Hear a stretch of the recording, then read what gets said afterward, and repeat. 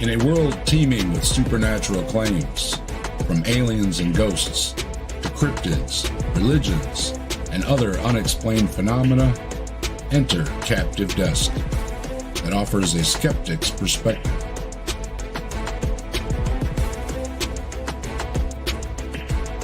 Join us for engaging discussions, opinions, scientific analysis, and a dash of humor as we delve into the unknown, unravel the mysterious, and confront the otherworldly as we seek to distinguish fact from fiction at the Captive Desk.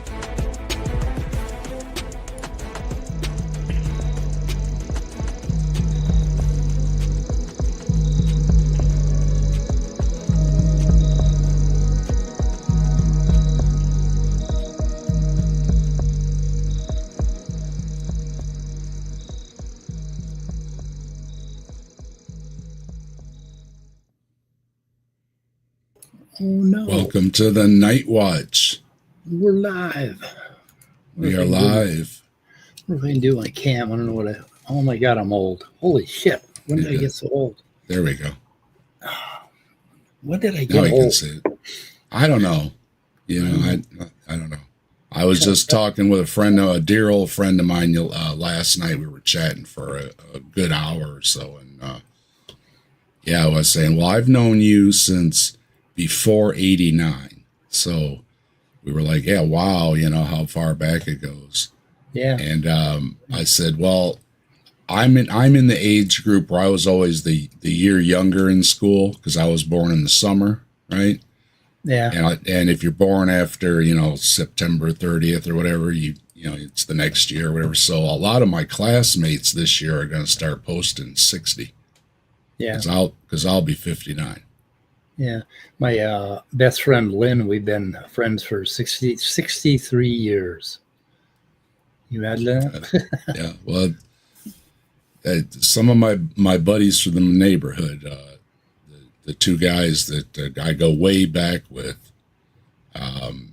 it's got to be since we first started roaming the neighborhood, finding friends, which is, I don't know, how old are you? Around 8 years old or 10 years old or something. You start roaming around. Yep. So about 50 years we've been buddies, and we still in touch and still friends. So we don't see each other as often as we'd like. Of course, that's how things are. But one of them just posted he got engaged. I'd never thought it would happen. I thought he was always going to be single. Never had any kids or anything. He's always been the single guy. And she said yes, apparently. So I'm looking forward to meeting her. He said, we'll get together and introduce her and everything. So yeah, Cool. Wishing him all the best. And I see Jess was in here right away, and she's got a question for me right off. Do you ever feel watched and judged by our Lord and Savior, Bigfoot? Yeah. Every time I'm out working in the by the pond, Bigfoot is watching over me because I have a Bigfoot that's up in the tree there. So Bigfoot's always watching over me, and my gate has a warning sign on it. This property protected by Bigfoot, and both of my labs have pretty big feet, and believe me, they step on my toes, and it's like, gee whiz. Big old dogs, big old feet. So we got Bigfoot protection all around in my backyard. Cool. Yep. And Mike has one that watches him in the shower. So he doesn't want you to slip and fall, Mike. Yeah. It's taking care of me. Yeah. That's right. Slip And fall. yes, Speedy's here, and my man, look at the trees. How you doing? Jeez. And Tori's here. Tilting Windmills here. All the best folks are here. Good to see you. Yep. And Jess, I'll incorporate my new intro there. I was just thinking, I was like, I don't have an intro for the Night Watch, so I was putting together one. I've got a song that's kind of put together. It needs a little tweaking yet. I ran out of credits, so I have to go back in and tweak the song. But we're gonna have a little Night Watch song to intro. Right now, though, I'm just using my other one, so forgive me. But this is the Night Watch. Once a week, I tried Tuesday last week. We're trying Wednesday this week. Trying to find a night to do an extra little show and see everybody that's up in the evenings. I know some folks are working, some folks are in other time zones, like that goofy one that Mike guy is in, and I'm still haven't figured that out. The one true zone. Central to the entire universe. Yeah, so last week we had a bunch of folks stop by, so I said, all right, so we'll go with it. And so I told you Saturday night at the Atheist, I set my alarm so that I would know that the show was starting an hour early, and I set it for 3:40 instead of 2:40, because every goddamn time I try to do Eastern time, I end up 1 hour the other way, or who knows? It's like I just can't do it. It's like a binary thing in my mind. Like I can't tell the difference between right and left. You say turn left, you never know what I'm going to do. Could do anything. Be an interesting ride. Yeah, interesting. How is your new ride, by the way? Oh, my new ride is nice, but it rumbles compared to my Cadillac. Does it? And every time I walk by my Cadillac in the garage, I got to sell it, and I hug it. I mean, I am so sad about leaving that car behind it, but it's old, and it's 2006. It's the size of the Queen Mary. It's a ship, and it's so nice, and it's low to the ground. And this thing, like an SUV, it's way up in the ground. It's and a Lexus, you think it'd have a little better ride than the Cadillac, but it don't. It's pretty bad. But it's got all these newfangled things, like I walk in there and my phone starts playing music on the radio just automatically. It's like, have you ever heard of this Bluetooth thing? Amazing stuff, isn't it? Yeah, I don't have a clue myself. No, it's cool. But my son does. We get in the car. He's like, "Well, hang on a second. I'll put on some music." And I'm like, "Okay." Yeah, I got a program so I can just click a little button and say, "Call Scott," and it calls Scott. It's pretty cool.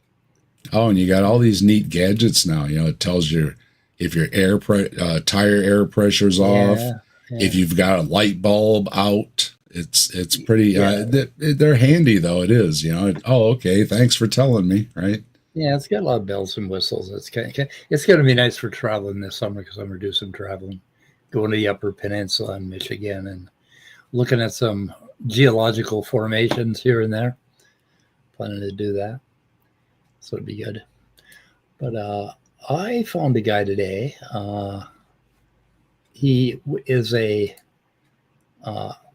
I post the link? He's, let's see, drug addict, alcoholic, meth addict, porn addict, and he converted to Jesus. And he has an amazing story, and I kind of like the guy. And he has a very similar life to mine. The only thing that pissed me off about him is he went to Teen Challenge, to sober up. And he said, I got there and they anointed me in oil. Okay, this is a rehab center for alcoholism, right? All righty. You walk in and they anoint you with oil. What the fuck is that? Everybody grease up for the wrestling. They pour oil on your head, or what do they do? I've never been anointed with oil. Oh, I catch some of these late night things, and that's when they sell their Christian stuff, in the wee hours of the morning. Yeah. And one of them is it's like a little ketchup packet or whatever. It's anointing oil, right? Okay. And the one lady said that she anointed her son's shoes with it. And all I'm thinking is she put oil on her kid's collection of shoes. Yeah. Oh, no. If I put some stuff on my son's shoes, my son would not be happy. Yeah, if I get oil on my T-shirt, I have to soak it in Dawn dish soap for 3 weeks. All I could think is you're sprinkling oil on everything, that doesn't come out, right? But anyway, Teen Okay. Adult Challenge is an alcohol treatment center that started in Minnesota, I believe, and they I'm not entirely sure about that. They're nationwide now, and they tell you that it is your sin that made you an alcoholic, and you have to repent your sins, and you have to basically give your life to Jesus in order to sober up. And anyway, this guy pretty much did that. He gave his life to Jesus, and he sobered up. And but it's very interesting to me because I gave my life to nothing. I gave it away. I gave it to the cosmos, and I sobered up. Right. So I had to. My life was just as screwed up as his until I basically had this one step where I basically gave it over.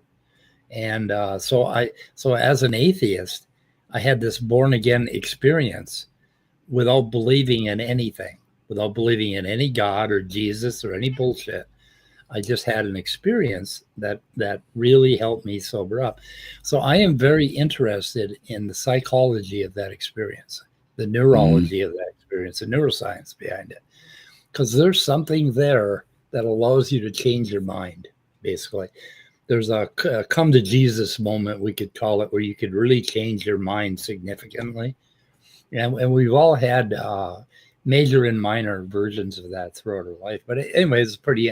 I'll post the link to. It's kind of the rock. It's kind of the rock bottom phenomena, right? Where you hit a point where you're just like, what am I going to do from here, right? Am I just going to give up and kick it, or am I going to do something else? Yeah. And the neat thing is that something major happens in your brain, and I believe they've actually narrowed it down to the temporal parietal lobe, the junction between the two. That something happens in your brain that all of a sudden you are no longer in charge. You quit. You resign. It's like I'm not making decisions here anymore. I will take anything that comes at me. And if just like a goose that hatches from an egg, the first thing it sees is its mother, it will follow that. If you happen to be in a church, or if you're in Teen Challenge, or if you're in AA meeting, or whatever it is, when you have that transformative experience, will be what you follow next, right? And I didn't follow anything other than AA. I do go to AA regularly because it's sort of because I understand the process. But and then you said about to change your life, and when you change your life, Jesus poured into me and made me a better person. No, that isn't what happened. You made yourself a better person by giving up and getting out of your own way, basically. And good for you. Give yourself some credit, right? Nah, I don't want any credit for it because it wasn't. I didn't do it. It wasn't something that I planned to do and did, and I had nothing to do with it. It's a gift from life itself. It's a gift from the universe. So I really don't like giving myself credit for it. I didn't do anything. Tori says, summer baby too, and 41 and 42, right? And stage where people are having their own babies or having grandbabies now. Yeah. And then now it's, everybody I know is retiring and playing with grandbabies. And like I say, I was talking with a dear old friend of mine last night, and we just can't believe it. Her kids are grown now too, and she got married a lot later than I did. Yeah. And even with that gap, and my kids too, there's a big gap between the ages of my kids. We were pretty much set on it was the three of us, right? And then along came another one, and these things happen when you mess around, I guess. Somebody should have told me. My daughter and my sons, it was 13 years, the gap, and between my two sons, it was 8 minutes. That was the gap between their ages. Dustin is the senior, so we did about 12 years. So when one was leaving high school, the other one was starting kindergarten or but no, kindergarten, the kindergarten thing and high school graduation were in the same year. So then the following year he started first grade, and we went through all the 12 years of grade school and high school consecutively. I like Zervak's comment. I was so desperate. Where are we at? Zervak. He's about Zervak? 6 foot. Yeah, Zervak. Zervak, I think. I was so desperate, that one. Okay. Yeah. I was scrolled up. Sorry. I was so desperate. One time I cried out to God if he was there. I'm a lifelong atheist, and I had a dream last night where I met an angel, and my problem was fixed when I woke up. Yeah. Yep. Yeah, it's amazing. I don't know if, like, back in the 60s, self-hypnosis was a really big deal. And this whole thing about hypnotizing yourself, and that's kind of what you're doing. You're programming yourself. Like, I had this experience where I was pretending I was a Christian so that I could sneak in and talk about old Earth evolution with creationists. And so but they wouldn't let you in. They wouldn't let you onto the forum unless you were a Christian. Sure. So I posed as this Christian. I made up a fake identity, and I talked the talk and walked the walk for, like, I had to do it for like a month before I got any conversation started. And one time I was I was thinking about that site. I just posted a bunch of stuff, and I was like pretending I was a Christian. So I had to talk like I was a Christian, right? Like I believed. So I went to sleep, and as I was falling asleep, I had one of those, falling off the cliff moments where you wake up suddenly. Mm-hmm. And I had this feeling that Jesus was above my bed. So what I did is I went and fired my computer up, and I resigned from that forum. I thought, this fucking shit is dangerous. I mean, I was just pretending to be a Christian, right? And it started to affect my dreams. And it's like, yeah, that happens. But the brain is an amazing thing. We also have, besides, I don't know how to pronounce that. Zarafak,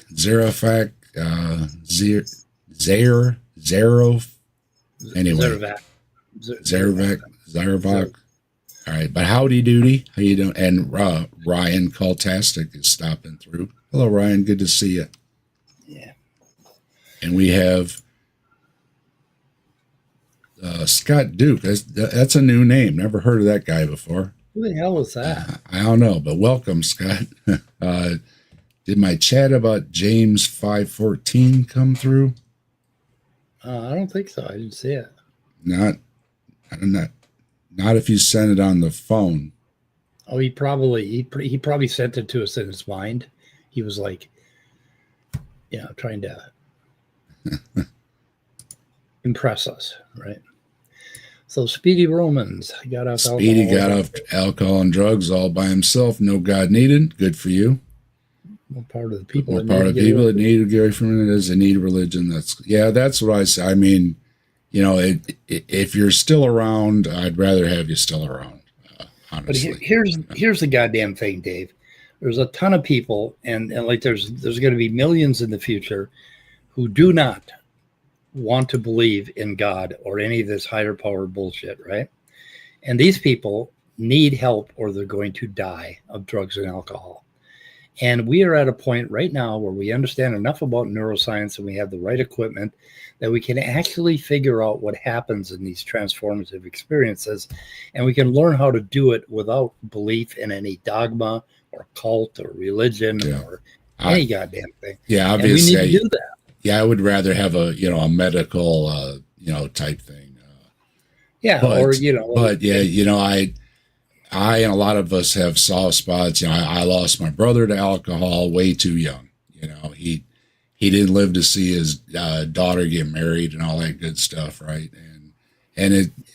I wish he was still here, and if he was telling me, all about Jesus every time I saw him, at least I could see him. So it's it's tough to say. Obviously, we've talked about it before too, that, we should push the alternatives. I agree. But whatever it may be, if you think you need some help, go get it. A friend of mine just said, he's been dry now for over a year and everything, and good for him. Folks, you can do it. People do it, so get some help. Unless unless you're just going to be resolute. Scott says it's olive oil. Instructs that if anyone among us is sick, they should call for the elders of the church, and the elders should pray over them and anoint them with oil in the name of the Lord. Jeez. If I had a fever and I was had the flu and somebody poured oil on me, I think I'd punch them. Yeah, I don't think I'd like that. Yeah, well, welcome to the show. Good to have you here. James 5:14, anoint them with oil. The prayer of faith will save the sick, and the Lord will raise them. No, it will not. Don't do that. Go to a doctor, you fool. Don't put oil on your kids' shoes or anything else. Don't put oil on your kids, yeah. Oh, his kid's got an appendicitis. So I'm going to pour oil on him and pray for him. Oh, they got the anointing oil. They got the some kind of spring water or something that's I don't know, whatever. They got the prayer cloths. They've got different things that are guaranteed to have been prayed over 50 times or something, and all this stuff. Yeah, if you're up late and you're flipping around on the cable channels, yeah, you find all those commercials. Guys like Popoff and stuff that kind of pretty much disappeared. That's where they hang out now, and they sell all their little goofy things. There is one, old-fashioned remedy that really works you. Like you got somebody and they got chronic pain, or they're alcoholics, or they got some psychological issue. You just lean them backwards and you pry their mouth open and you sprinkle in some mushrooms. And lo and behold, the next day they'll be a different person. They'll completely change their mind. I thought about you earlier. I left a comment on a video. Did you? Somebody basically said that people who are seeing all these, supernatural things and ghosts and all these whatevers are doing drugs, and but not Christianity, right? And I just couldn't resist. I'm like, so when Paul had a vision of a ghost, he was doing mushrooms. yeah. Or some weird ass shit, like that. What is it on? Oh God, Ryan's down to party with you, Mike. The sandworms, spice. The sandworms I'm doing. So they have Peter Popoff. Yeah, he does the miracle water one. Okay, yeah, I know he's one of the late nighters. They've recently started testing people suffering from anorexia with psychedelics, and they claim that with 3 trips they can basically change the person and cure it. Is what they're saying with psychedelics. I don't know. I don't know the psychedelic treatment programs. I don't know if their measurements are all that good, but they're talking about success rates of about 70%. And that changes your mind. And the interesting thing is it does exactly the same thing to you that an epileptic seizure would do, or a really good rap on the head, or a spiritual experience. I've heard about a lot of folks are microdosing and stuff for different things. Yeah, microdosing. Yeah. Yep. Hey, good to see you, Wes. How you doing? Yeah. Appreciate everybody hitting that like button. Hit the subscribe button. And we have memberships now. Ryan Cultastic. Ryan Cultastic. Ryan is on with, Ryan has Ryan's own channel. And you'll also find Ryan on in the mornings with Chris over at the Damnation. Ryan Cultastic. I gotta subscribe. Ryan have let me see. Hold on. Where are you at, Ryan? Where you at? I just subscribed. No, where you at? Yeah, we'll give we gotta give Ryan a wrench there. I'll throw the Ryan, you have a wrench. You can go ahead, drop your channel link. Feel free. That's I got it covered. Okay, thanks. I encourage folks, to drop their links. That's what you get a wrench for. So. Wow, it's waiting. What is it doing? Okay, there it is. There we go. Okay, Oh, there's a link for you, and yeah, you've got a wrench, Ryan. So feel free to drop your links anytime, or if you got videos or anything like that. It's all good here for everybody to drop their stuff. Okay. yeah. Yeah, Scott's already subscribed. Yeah, good deal. So I'm thinking about starting a new YouTube channel, and I'm really close to actually doing it. And it's going to be crap at first, but it's called This Effin' Protein. This fucking protein, and it's for nerds, but I'm going to call it This Effin' Protein with FN. And I am going to review, and I think I'm going to start with fibronectin. For anybody that loves fibronectin, keep an eye out for my video, my new YouTube channel. So Mike's going to do some learning. Yeah, there's and Ryan hit you back, Mike. So oh, good. Yeah. There's some 20-some thousand proteins, so I've got a lot of material that I can do. I'm going to do one video per protein, so I can do 20,000 videos. What do you think? Think I'll get them all done? I don't know. I would never underestimate you. Yeah, and every protein is really cool because I'm going to try to make it a study guide, and I'm going to start out, simple and concise, and then move up. But somewhere in there is going to be something, because every protein I have looked at, when you start to study the genetics of that protein and you start to look at it across animal kingdoms, you get the proof for evolution that you always wanted. You get the very best look at how things evolve when you start looking into these things. So, but I don't think anybody on my channel gives a shit. We've got the big boss. I had an out-of-body experience before, but I'm agnostic. I don't know what to think. Well, we talk a lot about experiences, and Mike's familiar, and so is Jimmy Tux and some of the others that have had these experiences, but that they could attribute it to different things and still not deny having the experience. So, and what Mike was just talking about earlier, that having these moments, in the brain talking to you maybe or something, right? Yeah. If you inhale some ether, you will have an experience. If you knock your head, you'll have an experience. If you have a seizure, you'll have an experience. But there are all sorts of psychological things that will cause you to have an experience. And an out-of-body experience, all you got to do is take some mushrooms or some LSD, and you'll come, if you take the right amount.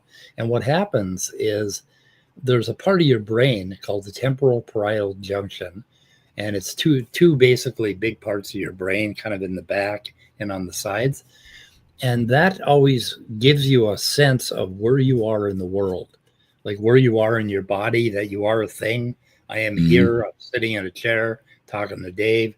And what happens if that melts down, if anything malfunctions with that, you will feel like you're floating above yourself. You'll be able to look at yourself like as if you're basically, when you move, you always imagine yourself moving, and you will be able to see what you imagine as if it were there. And it'll seem like you're standing there looking out of your body.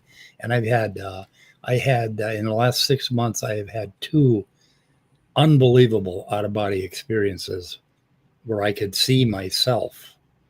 I think anyway, and you know why, Dave.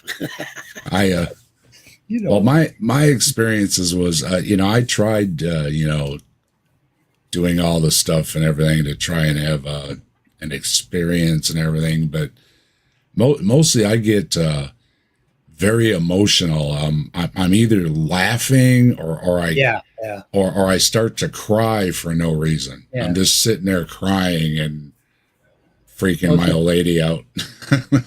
If you take psychedelics and you're with somebody, you can have a real good interactive experience. But if you take them when you're alone, you will have a terrible time. You'll have not a terrible time, but a tough time.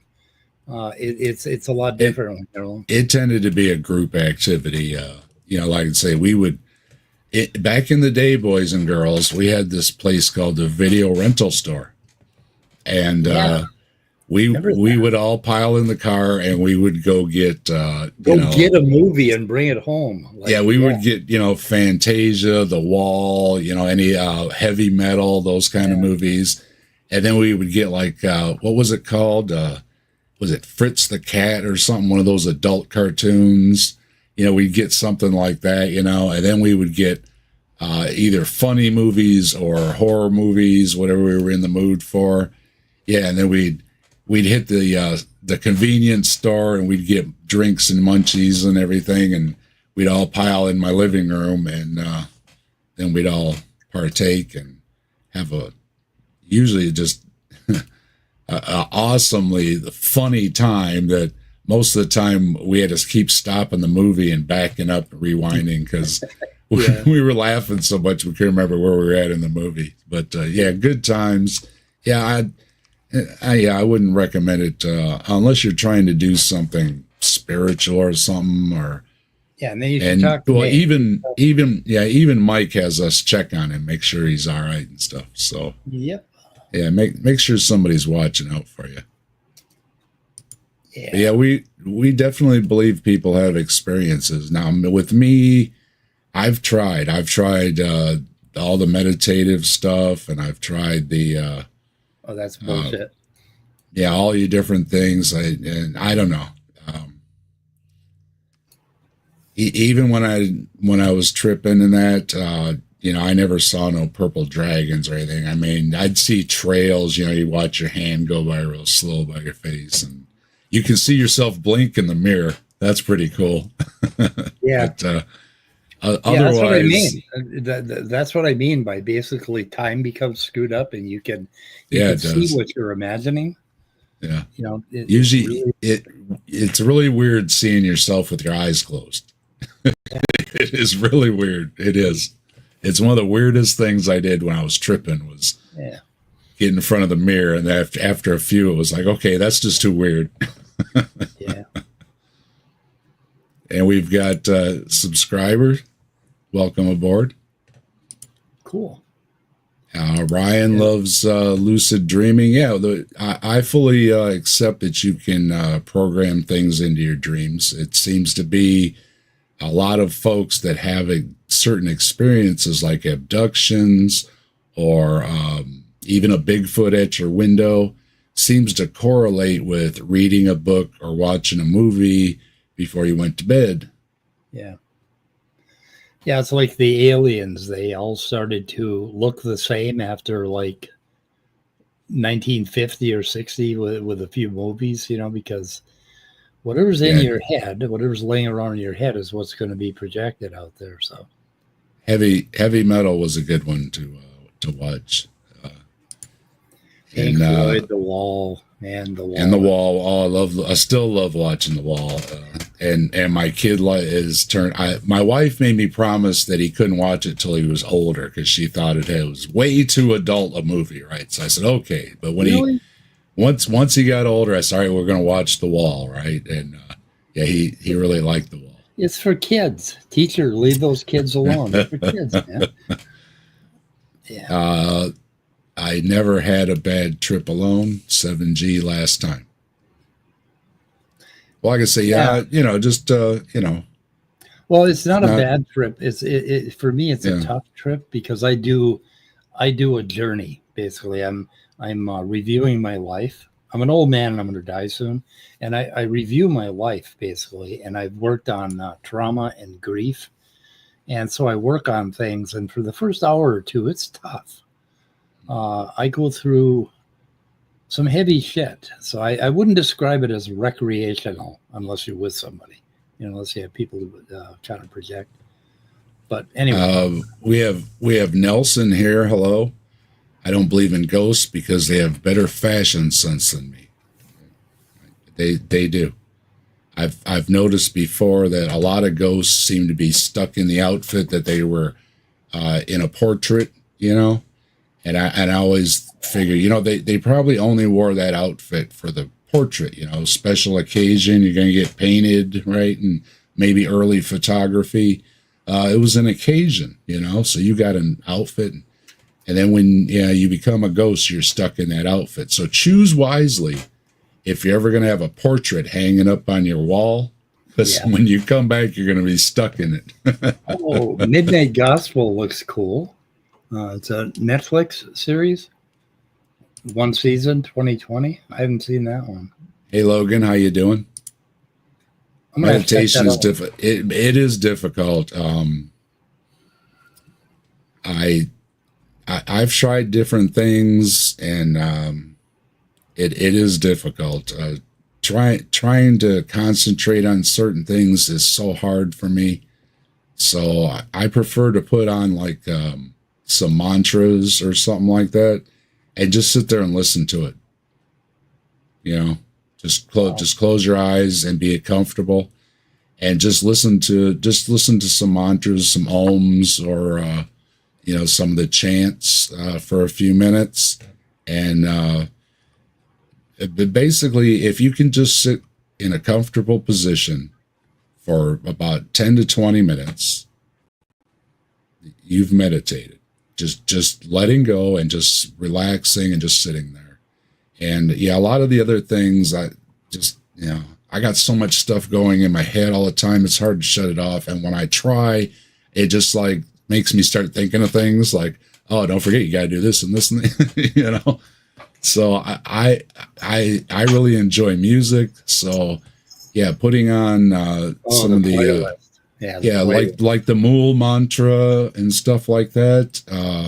It's got a nice little music to it, and it's got the and I find that works for me is some kind of just some relaxing music. Or they have my son's been playing the nature stuff when he sleeps to help him sleep. You hear every once in a while, middle of the night, I hear a bird or they have those rainstorms. The rain thing, stuff like that. Yeah, so nap during the day with that. Yeah, I prefer that. Have you heard of Perfume Genius? He's a singer. I think it's a band, Perfume Genius, Queen, the song. Everyone ought to check that out if you haven't. It's unbelievable music. The guy is brilliant. And we've got Wild World stopping through. Good to see you. Wild World gave me a awesome shout out on one of their shows. It was really awesome. I got to hang out with them on Bree's channel, and it was a good time over there. And go check out that Wild World, and it was really good to see. It's Wild World. Where's Wild World? Where is Wild World? Hasn't caught up yet. So, the poster. Damn. Deconverted Man bought me a brain poster as a present. He is such a great guy, and I have that poster somewhere today, tomorrow, and let's see, upgrade to max. There's Wild World. Tonight. No, I'm not going to do that right now. Wants me to upgrade my operating system. I shouldn't do that. Wild World, you have a wrench. Feel free to drop your link in the chat. Everybody, Wild World has a great nature channel. Awesome quality, like Nat Geo and all that kind of stuff. Awesome, great quality. Go check them out, or if somebody could help them out and drop the link. Either way, great channel, and appreciate you stopping by. Thank you very much. Oh, what did I do? Yeah, it's going to be hard for me to show the poster right now unless I do a whole bunch of stuff. Deconverted Man. Next time on my stream, I'll do it. Sleep is the greatest meditation. Everybody I think agree with that.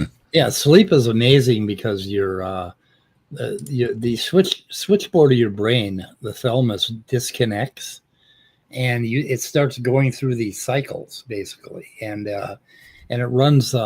It basically runs your whole day, like you relive your day, like your life is going, passes before your eyes. Your day passes before your eyes while you're dreaming, and it incorporates it with the rest of your brain, and it throws away the shit you don't need, and it's sort of like makes everything fit your what you think reality is. Basically, it kind of like blends it in. And then at the end of the sleep, you wake up with a clear slate. You're all refreshed, and you feel pretty good. So sleep is really good for you. Logan says they can have the same dream all the time, but can't lucid dream. They wake up as soon as they realize. Yeah, there are techniques to train yourself on how to do it. How do you do it? But I've never pulled it off.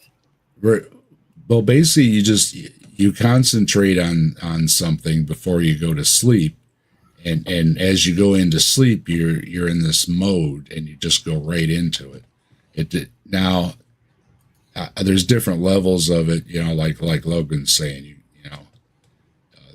can have the same dream, but it's not actually a lucid, because a lucid dream, you kind of have control of your dream more than you do in a regular dream. Yeah, I don't know. I'd kind of like to just go to sleep.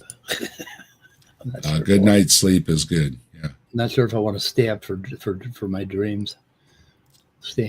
Mike, what does it allow you to detach memory from the present moment so you can experience things for the first time without previous programming?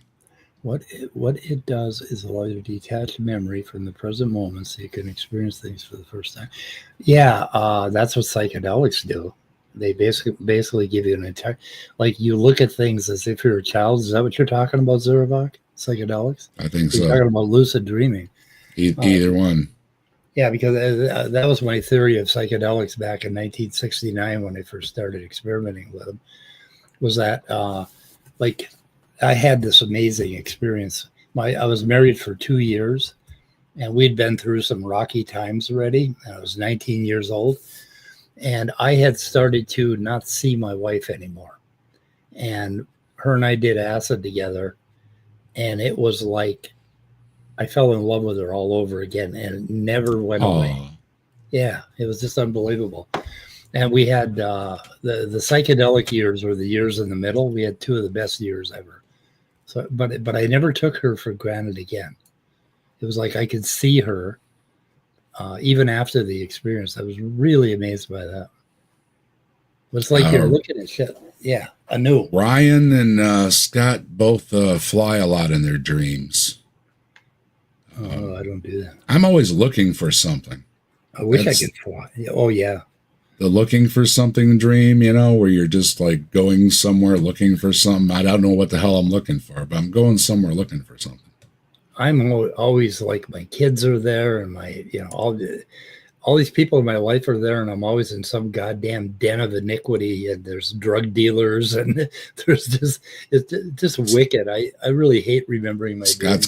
Scott's got tornadoes chasing him now. Oh, really? In that tornado land down there. You guys got a fallout warning? Shelter thing there and whatnot? A hole in the ground to hide in? Where do you say that? I can't see that.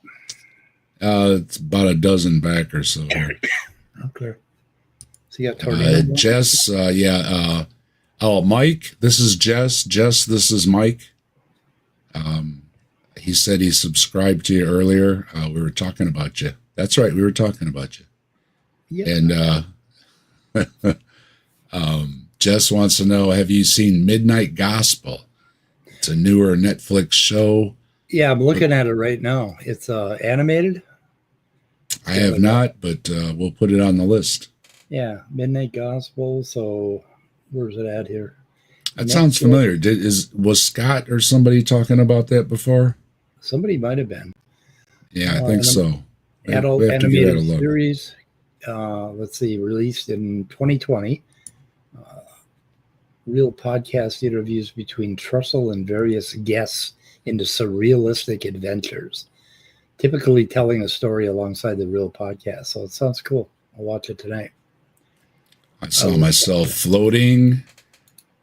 I raised and saw the lights of the earth at night. That would be neat. I would love to have an experience. Maybe I'm trying too hard. I don't know. Nothing. I've never had a religious experience. Never seen a ghost. Never seen a UFO. I see Bigfoot out by my pond, but he's always there because He's a statue. You have a Bigfoot statue out there. Don't you? A bust. I got the bust, yeah, where You should it's get a coming full around the size. tree. Yeah, you must be able to get a full size one somewhere, right? The bust was enough dineros for me, thank you. The full size one is very pricey. And, Is it? it would be mostly hidden anyways, so I just hid mine in amongst, I've got a tree back there, and it's got a bunch of the vines growing, so I just kind of, so it's kind of poking out, and it's supposed to be mysterious anyways. It's not supposed to be just standing there for you to see him. I mean, that's too easy, Mike. I want one that pops out when you ring the doorbell. The third Boy Scout stopped by tonight, and I had to go all the way upstairs and answer the goddamn door and tell them, no, I don't have any cash. I'm not going to buy your coupons. 3 times in the last couple of days, I got hit up by the Boy Scouts. And a wonderful cause, but I just don't have cash anymore. So Deconverted Man demands that you show the poster, Mike. I can't. I have to set up all this stuff. You got too much stuff. I'll do it next time I stream. Maybe I'll. I saw my dead friend in my dream and realized I was dreaming, and I had to tell my friend he was dead in the dream. I woke up in tears. One of the dreams I've had, I think more than once, is running into like my dad and my grandfather at the store, just like walking down the aisle of the store, and it's like, oh, hey, we're both at the store. You know how you run into somebody, and it's like, hey, you getting oranges? So, okay, whatever. And then we just go up on about our thing or whatever, So, but I was just, my brain was thinking about them or whatever, You got a fan, Logan says, cool show.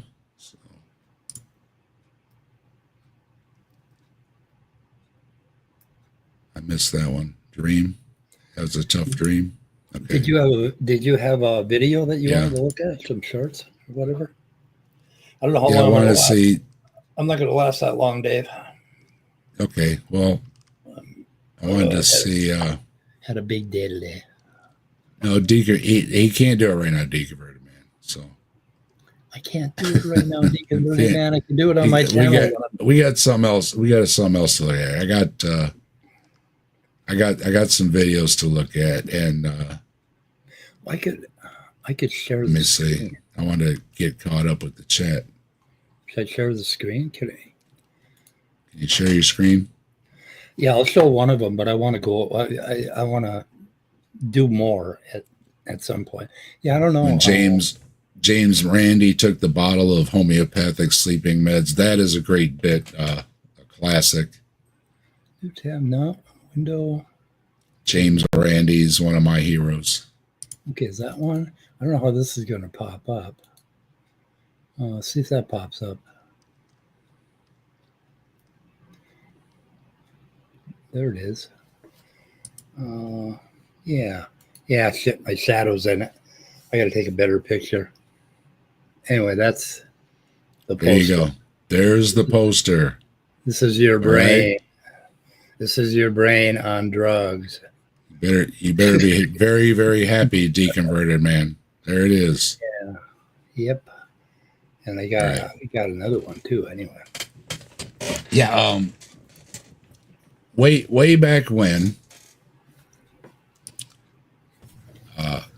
I was on with this Hamza guy. Remember that? It looks like I'm up.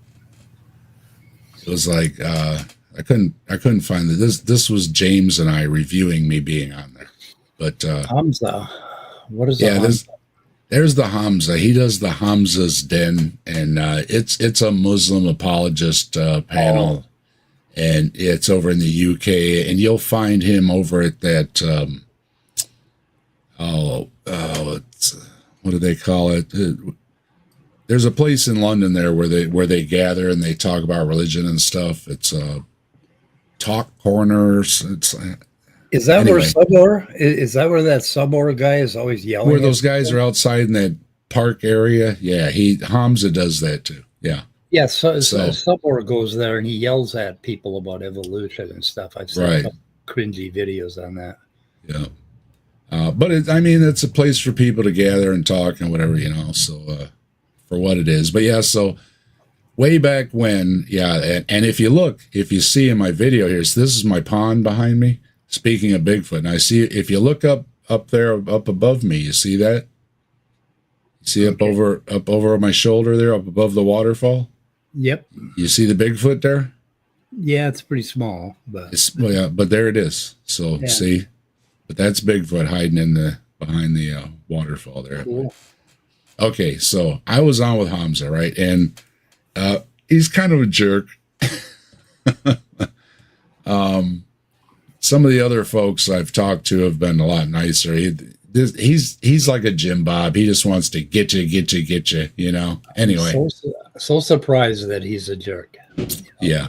That a religious guy is a jerk. Surprising. So along comes this video I came across. And it's got Hamza in it trying to tell somebody they're a big dummy. And I fact checked it, and it looks like Hamza's wrong. So we'll take a look here, and you tell me what you think, and the audience can tell me what they think. Pull it up here. My ex-wife has a Hamza Civic. Got a Hamza Civic. Yep. Okay. So this is called, this is why atheists are useless. Ooh. Yeah, that's the kind of stuff, the kind of shock he's looking for. Before you can say someone's belief is irrational, you need to understand why they believe it. Agreed? No. But no? So how can you say something is irrational? You don't know what that thing is. Okay, so if I said the same thing about leprechauns or pixies, would you be saying the same thing? I don't believe in leprechauns or pixies. Why not? Because I don't. Why should I? I could say the exact same thing you just said to me now that you like about pixies or You believe in leprechauns. leprechauns and pixies, I'll deal with you, no problem. Okay. Do you believe in leprechauns and pixies? No, I do not. So why are we talking about leprechauns and pixies? Because they have just as much evidence as God. Really? Okay, yeah. So he's doing like I do with Bigfoot, right?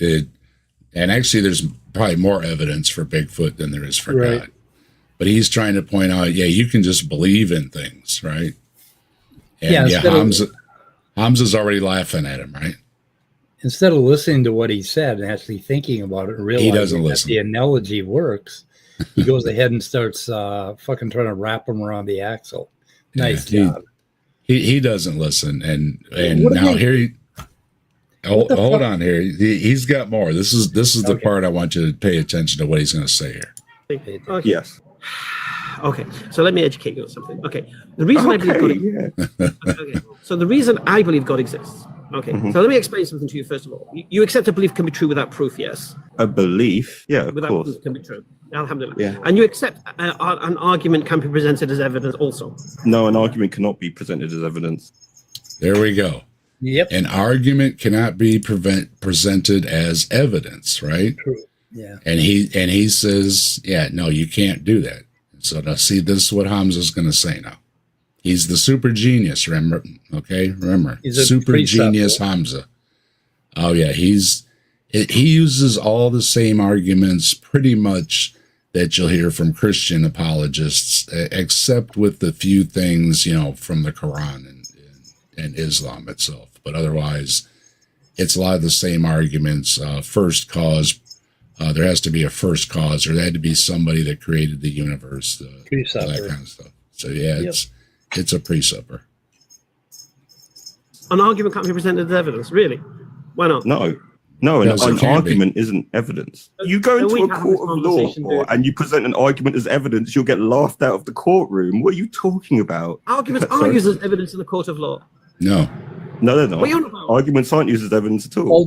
Hold on. Pause.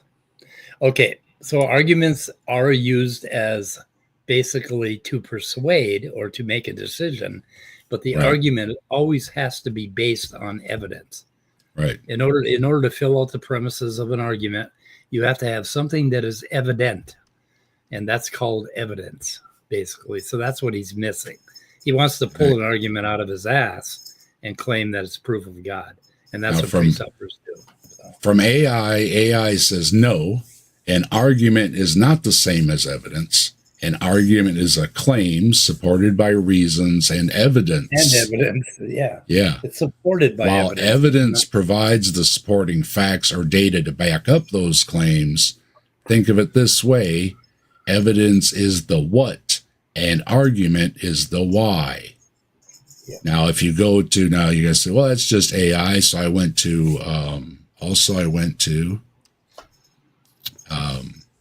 the U.S. District Court for the District of Massachusetts government page. And this is no.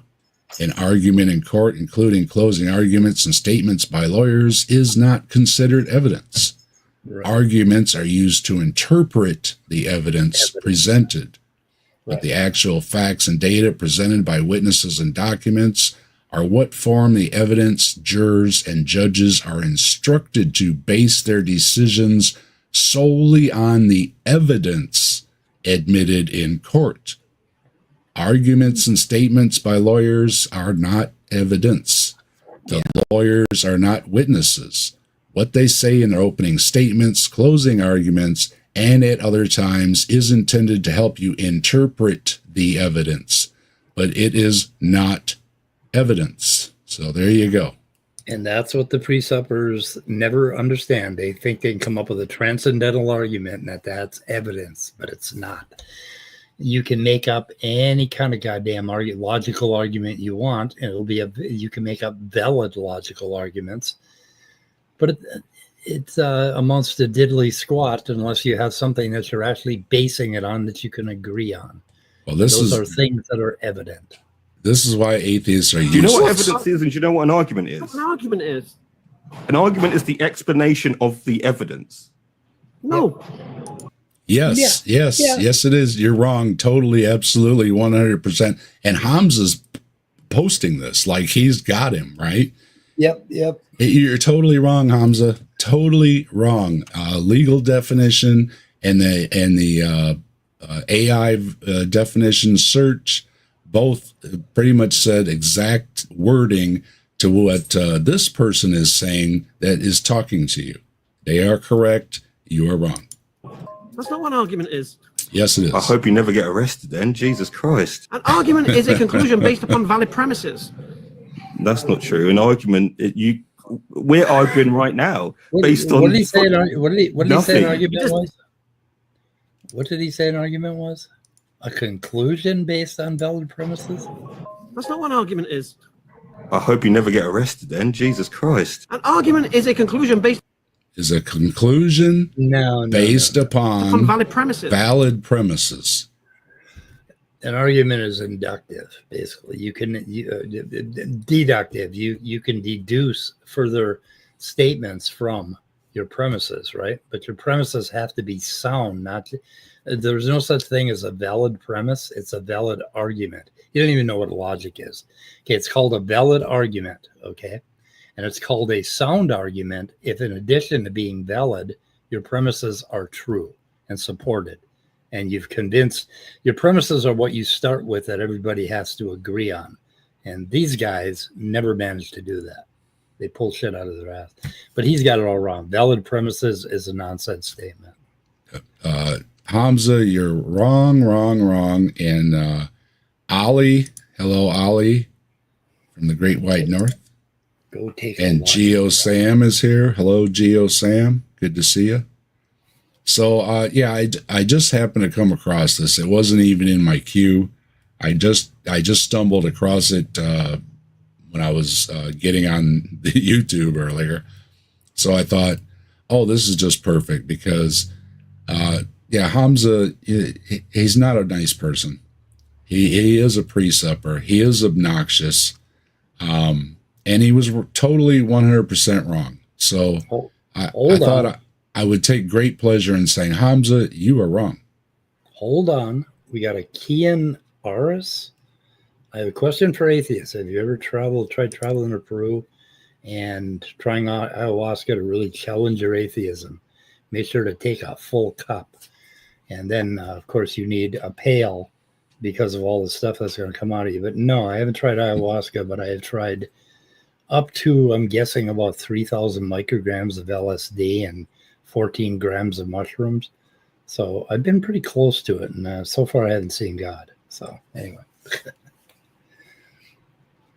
I would be. Okay. Not inclined to go off and do something like that in a foreign place, but DMT, melts your brain down to the point where you're gonna just be in another goddamn dimension for a long time, and anything you find there is not valid. Basically, you might have some insights about your psychology, but that's the only thing you're gonna find. Well, my argument is that people have these experiences like in sweat lodges and other ways too. I've done that too. So I don't think you have to have it drug induced to have the experience. Well, ayahuasca is a real quick way to completely remove most of the functioning of your brain and have it still running around. It's still doing stuff, like a lot of stuff, but it is not functioning in any way that you can trust. So when you see a little robot man or you see God or whatever, no, not a reliable thing. Aunt Jur is here. Hello, Aunt Jur. If you have to pull shit out of your ass, you need a laxative. That's right. It helps. Okay, so let's see. Let me. No, it's okay. So now, I've got a couple other good ones to look at. So go ahead, Mike, and I'll pull up another one when you're ready. GeoSam said if the premises are sound to conclusion. No, the premises have to be true, not sound. And if the premises are true and the argument is valid, which is a totally different thing, then you can have a valid, or you can have a true or valid conclusion. You have a sound argument, basically. So premises by themselves aren't sound. The argument is sound because it is both valid and the premises are true. So that's kind of the way that works. Anyway, all kinds of narratives you want to develop against your deal, but I'll accept what you say when you're not against. This is the same bullshit. Absolutely not. No, we already said we accept people's experiences. This is the same bullshit that Kafai gave me. It's like, oh, you haven't tried a heroic dose. Yeah, I did. And no, but I'm not going to do ayahuasca, and I'm certainly not going to go to some goddamn dodgy place. Well, Mike's thousands of dollars to do it. Mike experiments. I experimented when I was younger. I'm sorry. I'm a lightweight these days. I'm just not prepared for something like that, to be honest. Look at the trees, though. If you send him a ticket, he'll come hang out. Trees is down. He'll pack up his gear. He'll hike and camp and everything, and you guys have a great time. Look at the trees would be more up your. So Kia and Eris, if you go in your garage, up your mountain, you put your head in a vise, and you have somebody give it about 5 good cranks, you'll become an atheist. But don't tell me about atheism, about denying atheism, unless you put your head in a vise. And crank it. You can accept people's experiences all you want. I'm talking about you. Yeah, that's what I said. Mike's been looking for his, and he's had some. I've tried a bunch of things, but I've never really anything I would call an experience. So, Yeah, the most I found is the great open bunny, to it though. The great bunny. I remember one night the great bunny showed up. Yeah, Bigfoot was spotted throwing a tantrum and talking back to his parents. No wonder they call him the Sasquatch. Oh my goodness!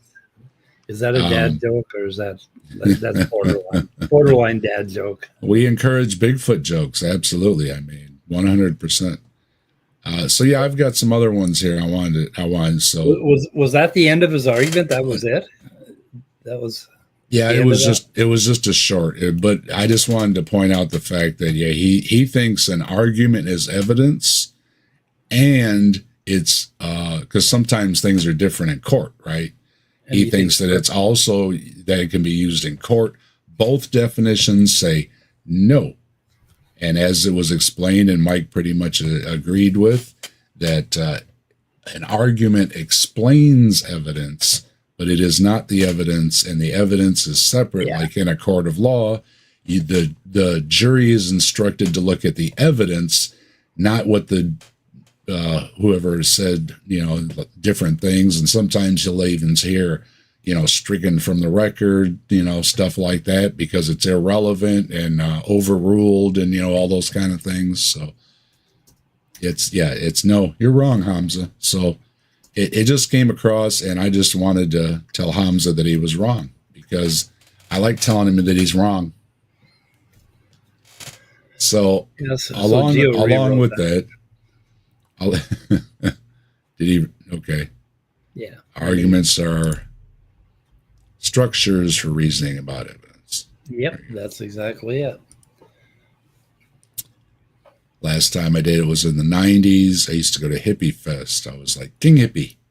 Everyone knew me. Yep. All I heard was Speedy, Speedy. Yeah, let's say that, in my younger days, a lot of that stuff is just, I just can't do it. Oh, it's so much fun when you get older because you don't give a shit anymore. It bothers Bigfoot that he so often gets mistaken for the abominable snowman. Yet he doesn't seem to mind. He doesn't seem. Bigfoot is not judgmental. He doesn't give you all those awful commandments and things like that. Just everybody be cool and pick up your litter when you're in the forest. Don't leave anything you didn't go in with, right? Or isn't that what they say?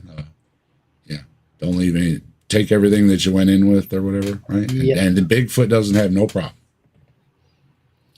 Otherwise, he'd kill you. If you litter. All right. So, for some reason, that thing wouldn't come up in my list. Hamza's got some goofy thing attached to his videos. So I had to hold that up separate. So let me get back over here. And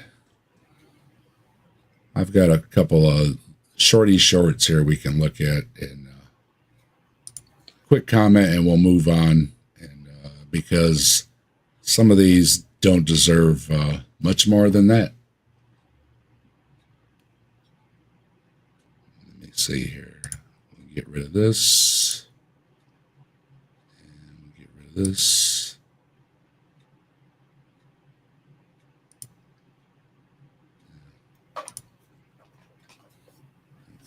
And then we will present this.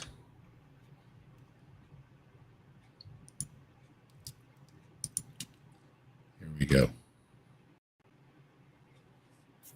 This is Atheist has no answer to Muslims' question. You think everything should be based on empirical evidence, observation, proof to see something tangible. That's the kind of evidence you require. Is that right? Yeah. What evidence will convince you that there is a creator who brought this universe into existence? Well, if there is a, I don't know how to like. You know why you cannot answer this question? The reason is because you have no idea what you're looking for. Yeah, he didn't know. You have no idea what you're looking for. Well, yeah, because that's often what comes up. Is that they don't give a good definition of God or, where it is, what it is, or anything. All they tell you is what it isn't, right? Well, they always talk about, observational science.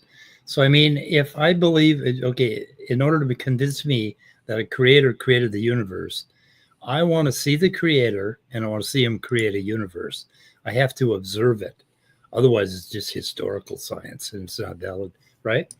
We're just guessing. So we want to actually see the creator create a goddamn universe. I'd like to see that. And then I'll believe it. He could create one out there somewhere in the middle of ours, couldn't he? Yeah. Yeah. Jin says, leave only footprints, take lots of pictures. Yeah. And John's stopping through. How you doing, John? Who's on mushrooms? Let's see. Tenacious D and Pick of And Destiny. Jur and Speedy and okay. How you doing, everybody? Good to see you, everybody. What is Tenacious D and the Pick of Destiny? Do you know what that is? Yeah, Tenacious D is Jack Black and that other guy, and they sing stuff, and he's got a Bigfoot song. Oh, okay. I watched the whole movie. I haven't watched the whole movie, but I haven't seen that. Ollie, you were the one that told me to watch the video, right? And then then the other ones were popping up in my feed. So I've seen the videos. I haven't seen the entire thing though. But there is, if you punch it up on YouTube, Tenacious D and Bigfoot, and there's videos and Jack Black. So the creator, how does the creator manifest in reality? I think the creator could intervene, like make Beetlejuice disappear before it goes supernova, or something like that, or do something big. The creator could do that, and then we'd know, well, there's something out there that's pretty big, but we still wouldn't see him create a universe. That would be. I think if magical, mystical things were happening all the time, we would have to assume there was some kind of supernatural stuff going on. But but you still wouldn't know that he created a universe, because like if a guy come over and he built a treehouse and then he told you, well, I created the Taj Mahal, would you believe him just because he built a treehouse? Well, most of the population believes in a God around the globe, right? Without them showing up. Yeah. So I think that, I definitely think that for me, that's usually what I say, is that something like, if the children's wards were all emptied out tomorrow morning, the kids just skipping and laughing and playing right out the door, you know what I mean? I would hospital. I wouldn't say, that's, my first thought would be something supernatural. It would be, even if it was, later proven that it was something else. My first thought would be supernatural, because those kind of things just don't happen. Speaking of which, every now and then at a convenience store or some place, you'll see a donation for St. Jude's Hospital, where they treat children with cancer. Yeah. Anytime you see one of those, I always give them money, whatever I can afford. Yeah. It's probably if you're going to give to charity, give to one you can trust, and that's one that you can trust. So do a kid some good. He's got the rest of this here. If you tell me that you have lost your keys and I ask you, what does it look like? No, and you say, I don't know. It means you don't know what you're looking for. The answer is, I don't know. That's not an answer. That's an appeal to ignorance, not an answer. No, he said he doesn't know, because how do you find something that doesn't have any description, right? Right. Yeah. It's like, go find God. It's like, okay, well, what does it look like? Well, it's invisible. What did he mean by keys? If you lost your keys, everybody knows what keys are, right? Right. Yeah. And you can describe the key, the weight of the key, what the key does. Yeah. On the key ring, all these things. Yeah. He totally, but he's not listening. He just has, again, he just wants to throw these things out there. His arguments are worse than most. You yourself demanded evidence, and you kept saying evidence, evidence, evidence. Now, when we're asking you what type of evidence do you require, now you're saying, I don't know. We can give you tens of evidences, but if you don't know what you're looking for, all of those answers will not matter to you, because you have no idea what you're looking for. Right. Okay. Good. That means that it doesn't exist. If we have no idea how to describe it, or how to look for it, or how to prove that it's there, it just doesn't exist.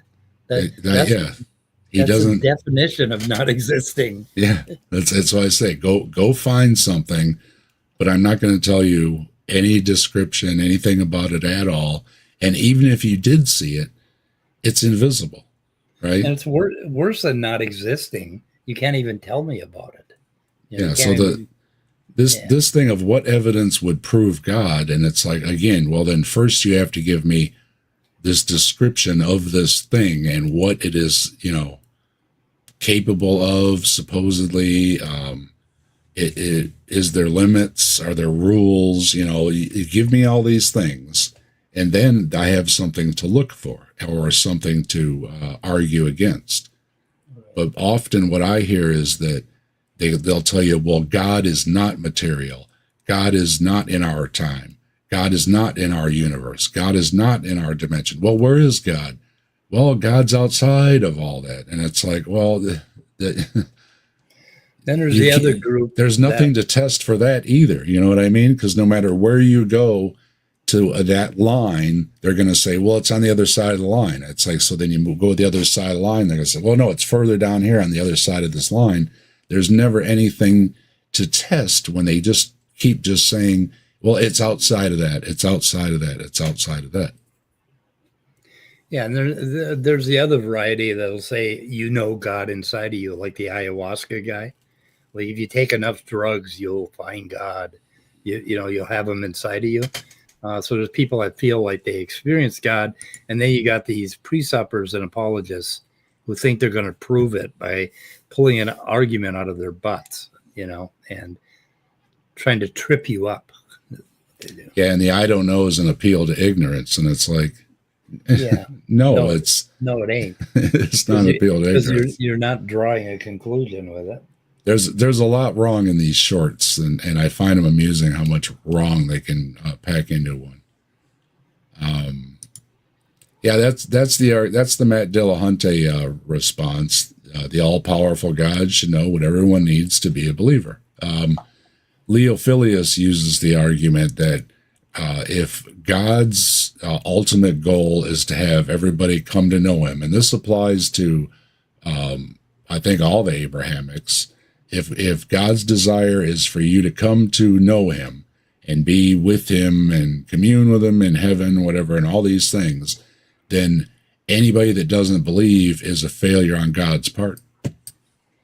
Well, God's deal is that you have to believe in him without any evidence. You just have to have faith, and then he'll give you the ice cream bar. It's like, okay, I'm going to take your money and I'm going to go to the store and get you an ice cream bar. It's like, how do I know that you're going to give me an ice cream bar? You just have to believe. And if you believe, you'll get an ice cream bar. I mean, yeah.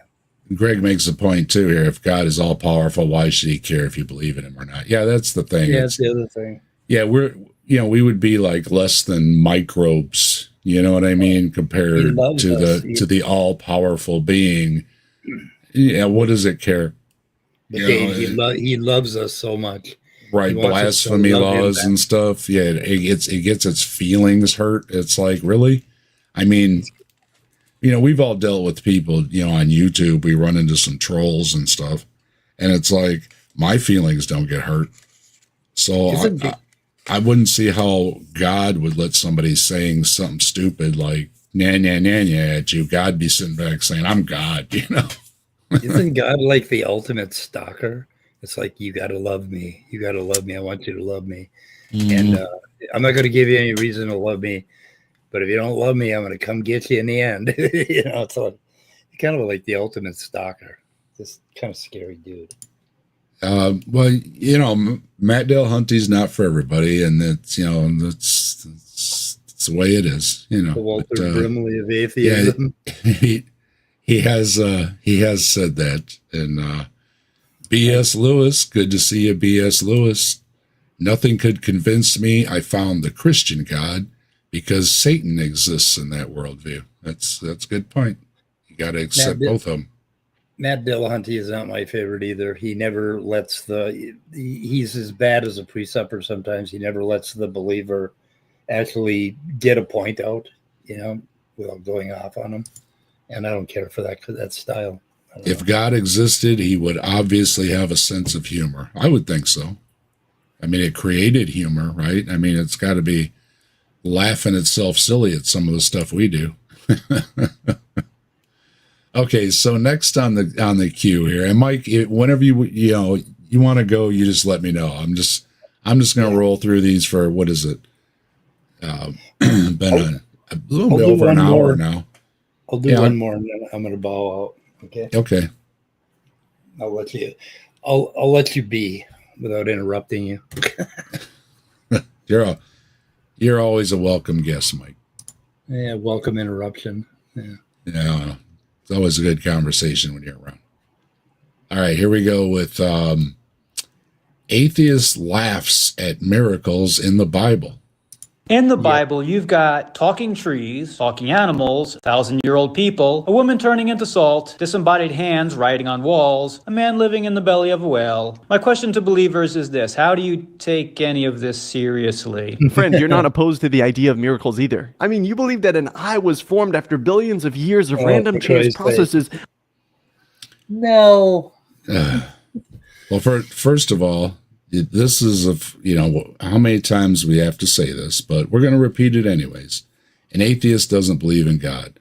It doesn't equate to having to have any understanding at all of science or knowing how the eye evolved. However, there is a lot known about how the eye evolved, and it's not a miracle. So create an eyeball in the middle of my forehead. Then I might believe you. Yeah, and the eyeball is one of those fascinating things that has evolved in many different forms.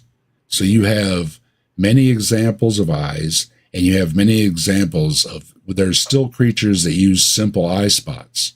So you can see the simple eye spots, a little more complex eye, the divergence and all the different types of eyes just in the creatures alive today.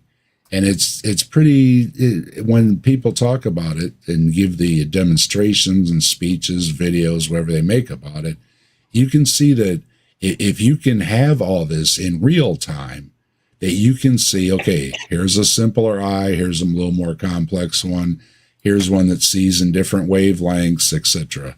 It's not hard to understand. And of course, the question always is, why do humans have such poor eyesight? If we're the pinnacle of creation, there's a lot of species that have better eyesight than we do. So it just brings up a lot of questions when you want to lean towards ID for the eyeball. But no, we don't think it's a miracle. If you know anything about these kind of things, as I've seen it explained many times, it has a pretty good explanation for how the eye evolved. Yep. Out of nothingness. It's not out of nothingness. What the hell? No, it's. I don't know where that came from, but no. Pretty big miracle. It's not a miracle. It was pretty. Nope. You see, in truth, we're actually not opposed to miracles. We're just opposed to God performing those miracles. What? Well, because we don't see God performing these miracles, we see this as something you can observe in nature and is explained. Yeah, I mean, Mike. That's what Mike likes doing. He likes explaining these things. Right, like collagen, the jelly in your eye basically is made of some of the same stuff as your tendons and ligaments are made of, except you can't see through them, but you can see through the jello in your eye, basically, because of a real minor change to how the collagen forms. And that basically was part of the creation of the eye, but there's so much more that. And don't forget the Cyclops. There it is right there. Anyway, not a miracle. Not a miracle, though. Sorry. No collective book of atheist beliefs like the Bible. Romans 1:20 says, for his invisible attributes, namely his eternal power. The Romans one, we got to get this on the bingo. I got to check the bingo. I think it does have it on there. Deconverted Man sent me a link for a bingo card. We need that. I think this is the number one free spot on the bingo card for all time that we hear doing Saturday Night at the Atheist. I think we might have heard it almost every Saturday except maybe when Wayne, the toaster guy, was on. Is we are at fault because we can't see the invisible things. Okay, you're right. I cannot see the invisible things. It's totally my fault. I don't have the invisible things glasses, and I don't know. Send me a pair in the mail. But if you take If you take a cup of ayahuasca and you shit and puke yourself to death for 8 hours, then you can see them. Have been clearly perceived ever since the creation of the world in things that have been made, so that they are without excuse. We are without excuse, but God in his mercy sent Jesus to take the punishment that we deserve for our sins, for our denial, for our unbelief. He turns a heart of stone that hates God into a heart of flesh that loves God and delights in him. Yeah. 4 in 6 days, the Lord. Okay, so no. Once again, some of these aren't even worth making a video to respond to, because it's just like, no, okay? And yes, we are very familiar with Romans 1:20 that says it's my fault because I can't see the invisible things.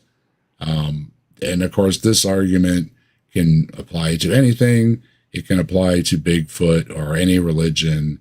It's your fault because you can't see the invisible Bigfoot. See, if you would just see the invisible Bigfoot, you would believe in the invisible Bigfoot. That's what he's saying. And I'm sorry, every time I hear it, it sounds ridiculous. And it's not going to persuade me. But nice try. But that's a big fail. And what was his, I forgot what his key point was. I don't know what the hell. Man, in the Bible, you've got talking trees, talking animals, thousands. Oh, yeah. We believe in a miracle because of about science. Yeah. Because there are trees. Look at the trees. And he's just going to cast aside the point of there's talking animals, there's talking trees and everything. And well, that's not ridiculous at all. Okay. Yes, it is. In him. 4 in 6. In the Bible, you've got talking trees, talking animals, that's not what I want. 1,000-year-old people. 4 in 6 days, the Lord made heaven. Okay.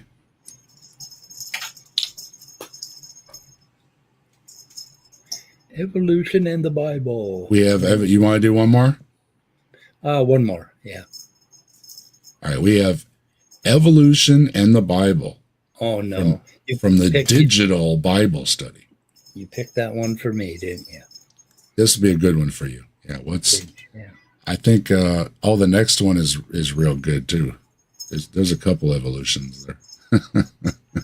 It's usually a popular topic. 4 in 6 days, the Lord made heaven and earth, the sea, and all that is in them. That statement in the Ten Commandments is either true or false. There is no alternative or compromised conclusion. It's false. He's right about that. Yep. True or false? It's false. Conclusion. That means either life began miraculously as told in the Bible, or the Bible's text is nothing but mythological, and the truth is that macroevolution is the factual process explaining our existence. Yep. For as far as biology and things go, yes. Not the Kent Hovind thing of making stars and stuff, but yes. Yeah. So far, so good. Yep. To the evolutionist about to leave comment saying how ignorant and superstitious I am. I don't know about superstitious, but yeah, if you're denying all of biology, I would have to say it's demonstrating some ignorance. Okay, if you shut him off right now, I'll have some respect for him. But if you run just another 10 seconds, I think I'm going to lose all respect. All right, here it goes. Well, you have followed the science to the point you cannot give a discernible definition of a woman. There it is. What? I didn't see that one coming. We went full Matt Walsh there. No. You can't give a definition of a woman. And it's like, yes, I can. If you go, I think it's the Oxford, one of the ones that gives a very detailed definition and all the uses of a woman, including when a woman was a maid was called a woman. Yeah. There's all kinds of uses for it. And I can define it. And it has 1,000,001 definitions throughout time, including some recent versions that have been added that seem to go right in along with the definition of a woman having a lot of definitions through time, not one. That it is not one. It's not. It's just not. It's a man plus Yet, wolf. in loyalty to science, you adamantly profess that humans come in hundreds of genders. Well, it seems that gender is a spectrum, just like everything else. People are very different. Yes. Yeah, but who said hundreds? We just said spectrum. Well, whatever. Yeah. Well, he's confusing basically female with woman, I think. Yeah, it doesn't matter how many there are. It's a diversity, right? Basically. Yeah, where do you get hundreds? Like, yeah, we sat down and we wrote down hundreds of them. No, we didn't do that. Yeah. What we did do is we said it's none of our fucking business if how somebody finds themselves or feels on the inside. And of course, this is just stuff he's trying to throw out to the idiots in the audience. It has nothing to do with it whatsoever, right? This is his argument against evolution. What the? Yeah, you don't know the definition of a woman, and there's more than a couple genders, so no evolution. It's like, okay, well, it's nonsense, and he's not done yet. Wait a minute, he's got a couple more seconds here. Just stop talking. You're making a fool of yourself. There you go. Why don't you take your own advice there, buddy? Because you don't know what you're talking about. To the Christian, accept this truth. It is either the Bible or evolution. No. Okay. No. He must be a yuck or something. No. Yeah, it's either his interpretation of the Bible or evolution. But no, it isn't the Bible and evolution. The Bible is perfectly compatible with evolution. Your interpretation may not be compatible. Yeah, most of your moderates and in all religions, and a majority of people in the religions accept well-established science, and even folks like William Lane Craig and a lot of the top apologists, they work their theology around what is pretty well understood and accepted science, like the age of things and evolution. His interpretation of Genesis as being an actual 6-day creation by some super powerful being out of nothing is his interpretation. And it's in Romans 675:9500 and whatever. It says that man's ideas are not to be trusted, right? It says right in the goddamn Bible not to trust your own interpretation of things, right? Yeah. And he's interpreting, he's doing exactly what it tells him not to do in his own Bible. His idea about Genesis. Any Christian pastor trying to fit God into the evolutionary model. God does not belong there. For every house is built by someone, but the builder of all things is God. That is the biblical model for the creation. Know, believe, and trust it. Do not accept or compromise with the evolutionist. That is your interpretation. The idea just came to me. Go ahead. No, they automatically go. I tried to turn it off. There's no way. The shorts in my did she just say, did we forget that evolution is just a theory? Oh yeah, you got to listen to this one, Mike. But but anyway, that last one was a dud again. I kind of make a list of these ones that are kind of just fun to just pick on. They're just really terrible. Who'd seen Dave Allen's bit about Eve's creation? Dave Allen. I don't recognize it, but look up Dave Allen's bit about Eve's creation. Some men are more manly than others. Yeah, there it is. There you go.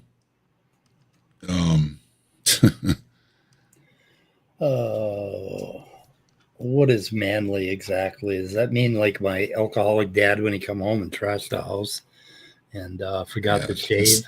He was real manly. Yeah, this clown just wanted to throw out some Matt Walsh garbage. Oh, you can't even tell me what a woman is. It's like, yeah, I can. Yeah. I absolutely can. He must have been embarrassed by getting somebody's pronouns wrong earlier, and that's why he did that short. It'll take a few minutes to go through because I read through it, and there's, like I said, lots of examples of the definition of a woman, and it has changed over time, whether people like that or not. So, surprise, that's how words work. And yeah, this guy's, he just wants to be such a lovely Christian, right? And again, I don't want to hang out with you. You know what I mean? If you're going to be in heaven or whatever, it's like, I don't want to hang out with you, right? Hey, AJ. I seen you had one. I didn't mean to step on you or anything. We were just hanging out here. Good for you to stop by. And we got the theory thing coming here. Here it comes. You ready? Brace yourself. The idea just came to me that if you share information long enough, it will become fact among members of society. So information irrelevant to academia, what society thinks. In science, you have to produce something, testable results, and repeatable experiments. Something scientific. I don't care what you and your cousin are talking about over the barbecue. Irrelevant. that can be taken to explain observed phenomenon can then be turned into fact if it's pushed out and promoted long enough. No. What? It doesn't become a fact just because people say it. If that were true, then the Earth would be flat. The Earth would be flat. Yeah. There's a lot of people out there saying the Earth is flat. So yeah.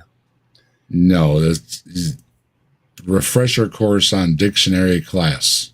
Look up what a fact means. That's exactly what happened with the theory of evolution. Oh no.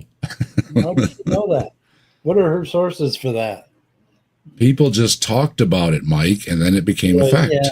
Yeah. Nobody actually did any work or experiments. No, you just talked about it. You got together over the barbecue and you had a few beers, and or not, if for the people that don't have some beers, you have a few pops, you have a few glasses of water, whatever it may be, your preferred beverage. And you talked about it, and they said, you know what? People are just talking about this all over the place, over the grill and around the kitchen table, and we just got to put this in the classroom. This microscope on my desk is just for show. We don't actually ever do anything with it. We never look at it. I never actually look through those little holes on it. I don't know what would happen if I did. This is completely random, but this still of her right here just kind of exemplifies her argument in a way there. It's pretty bad. Kind of a look there. It is a theory. Yes. That has been promoted and is used to explain phenomenon that we can observe in the natural world. Yes. But the fact that it is a theory also should cause us to remember that there are other theories that can also explain things that you can see in the observable world. Well, yes, there's different theories that explain different things. Evolution explains a certain thing. And she was good up to that point where she said a theory, and she even said elevated, but I don't think she understands what that means.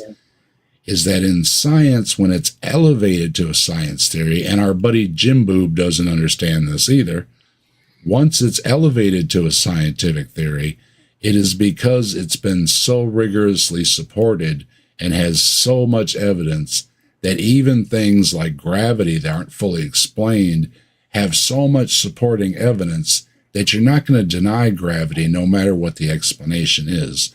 Right. And it's the same thing with the diversity of life. Yeah, I used to drink a lot, and I try to deny gravity, and it never worked out well for me. It don't work. No. And it's the same thing with, evolution is just a boogeyman. It's just biology. It's just explaining the diversity of life and how different species are related through morphology and genetics and so many other things. And there's nothing to fear because you can still, like I said, be a top Christian apologist with a multiple, I think, theology degrees like William Lane Craig, and still accept evolution and be a 100% all in Jesus believer, Bible believer. So no. Yeah. Either way. I wish I'd had these shorts when I was a little boy, and my mom came up to me and said, "Mikey, did you eat that cookie?" And I said, "No, Mom, that's just a theory." It's just a theory. And like there are other theories about what happened to the cookie. Yeah, I don't know what her other theories are. So why is it that the theory of evolution is promoted as if it's actual fact, when the reality is it's a theory and should remain in that category because it's simply an explanation of ideas? A fact gives evidence. If there isn't a fact, Genesis 1 says a fact gives evidence. Right. Yeah. But I thought she said that if you just talk about something enough, that it becomes a fact. Oh my God. She's very Hey good. Joe, how you doing? Good to see you. Hi Joe. I think I'm going to get out of here, Dave. Okay, Mike. Thanks for stopping by. Have a good evening. Thank you for having me. I'll see you later. All righty. Bye. Good night, guys. Yeah, she didn't know much about anything. She almost had it. She understood that a theory explains something, but I don't think she fully understands how it explains something in science. She's stuck in a layman's definition of theory. Good for you to stop by, Joe. Hope you have a good night's sleep.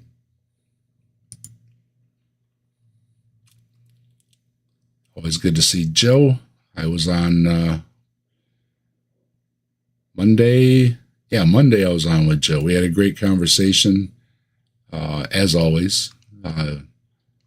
Joe and I always have a good discussion, no matter what the topic is.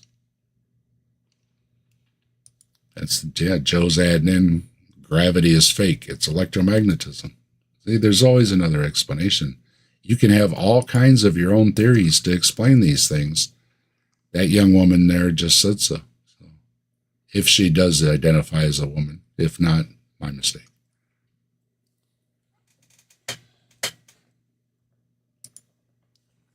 So next in the queue, I've got a couple of these shorty shorts here. So these are pretty easy to look through here.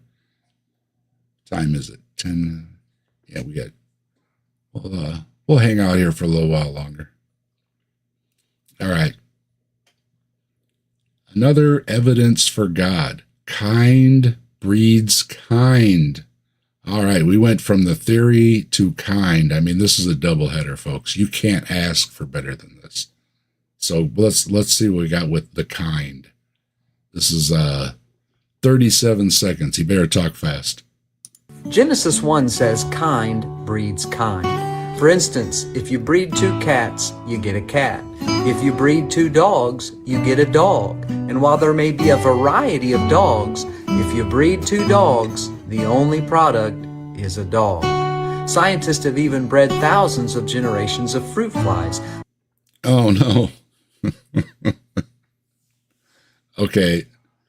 First of all, cats and dogs share a common ancestor. So this is already known. And he's going to jump to the fruit flies, which he doesn't understand what they're doing with the fruit flies, experiments with the zapping them and everything. But let's see what he says anyway. But the only result is a fruit fly. This is exactly what you would expect if the Bible were true and God were our creator.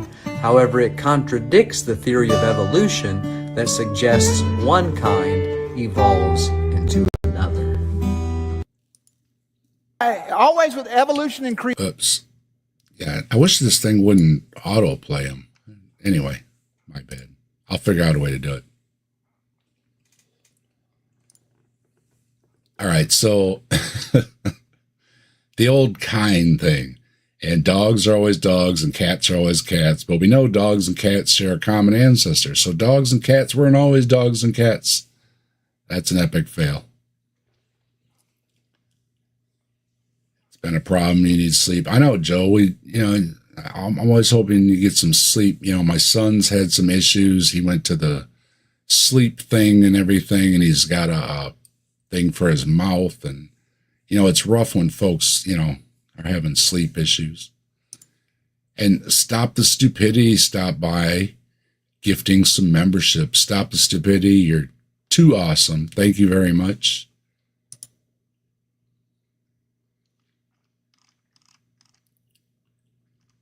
We have Christopher, Nitty, Issa, Fred Harvey, Martin, and that's it. That's 5, right?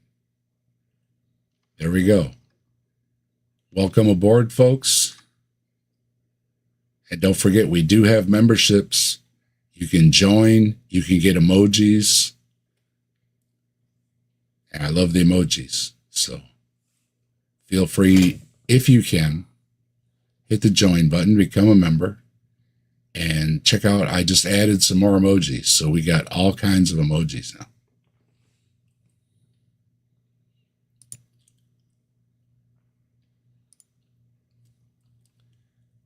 Okay, next is evolution or creation. This is 30 seconds. This is even shorter. Good, I like it. Always with evolution and creationism, it's always fascinating. Evolutionists have more evidence. No, they don't. They got the same evidence. They just use a different microscope. They use a different microscope. Okay. Mike, if you're still listening, you got the wrong microscope, buddy. I got the wrong microscope here too. I got one too. I have a lot of fun looking at all the microscopic life living in a drop of water, but apparently I have the wrong microscope. Mike, we need to get the right microscopes. This is mine. That's your microscope? That's a lousy microscope. I mean, really, do you think it takes no faith to think that a tadpole grew into a human? A what?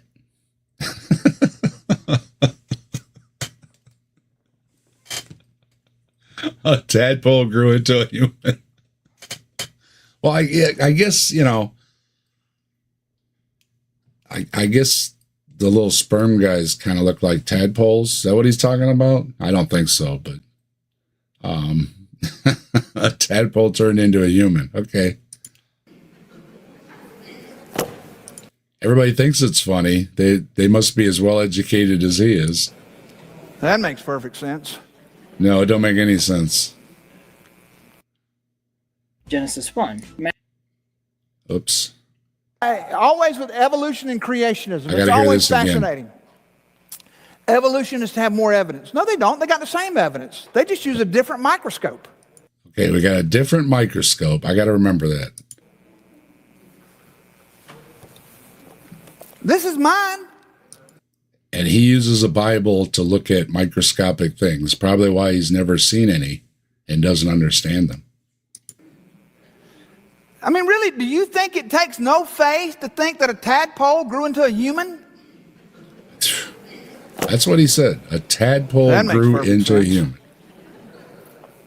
That makes perfect sense. Okay. Genesis 1 matches.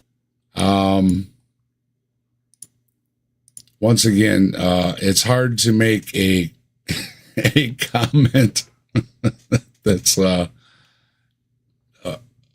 what do you say to that? A tadpole grew into a human. Okay. At some point, embryo looks like a tadpole. So yeah, a human embryo turns into a human. It was a tadpole. Stop the stupidity. Thank you very much. The Kentucky Atheist, welcome aboard. Stop the stupidity, hooking us up. Antarctic Anarchic Fox, John Fabiano, Ian Chen, Old Joe, Jay Pasick, gifted memberships, and the Kentucky Atheist, gifting 5 memberships. Thank you very much, Joe. You're awesome. We've got Maya and Stephanie Helms, Speedy Romans, John and Aunt Jer. Welcome aboard. Check out the emojis. Feel free to drop as many emojis as you like.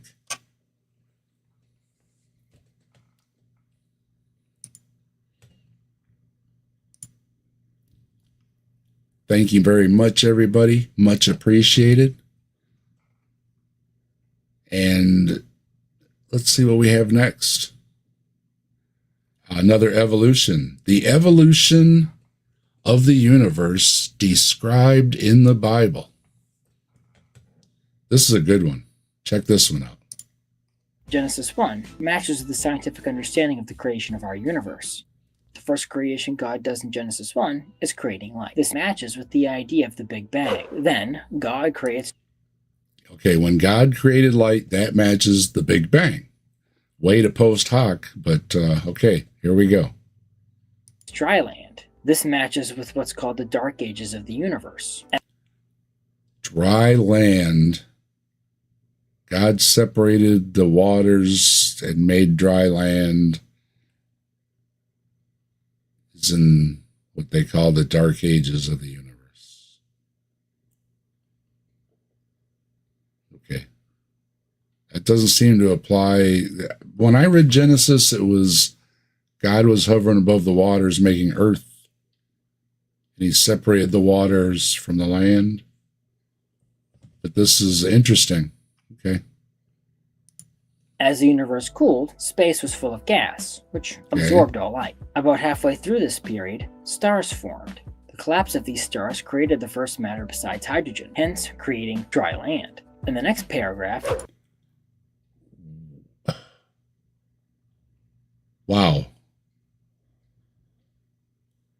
Stars forming created dry land. Okay. I didn't bring my string out. I had to get my string. Usually I have my string out for Saturday night at the Atheists. I got to run some string here. This is interesting.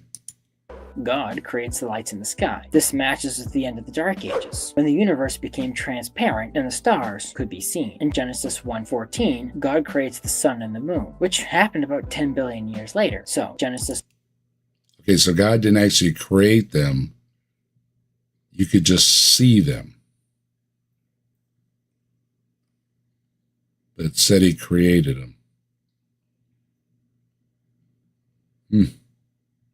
Okay.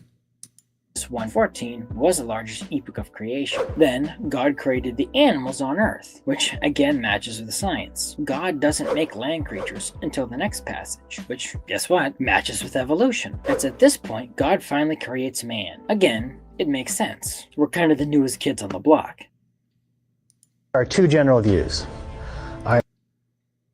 Wow.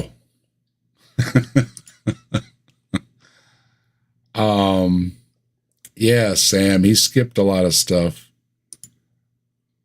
The stars made dry land.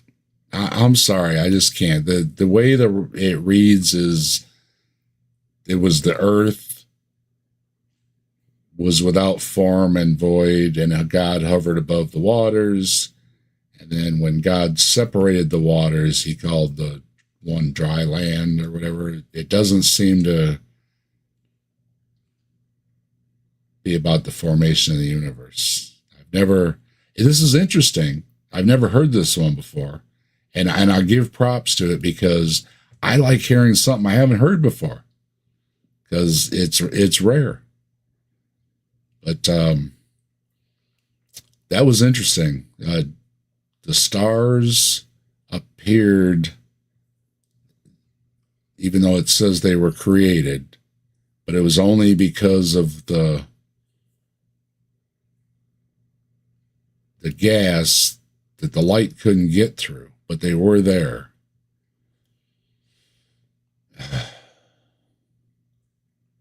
Okay.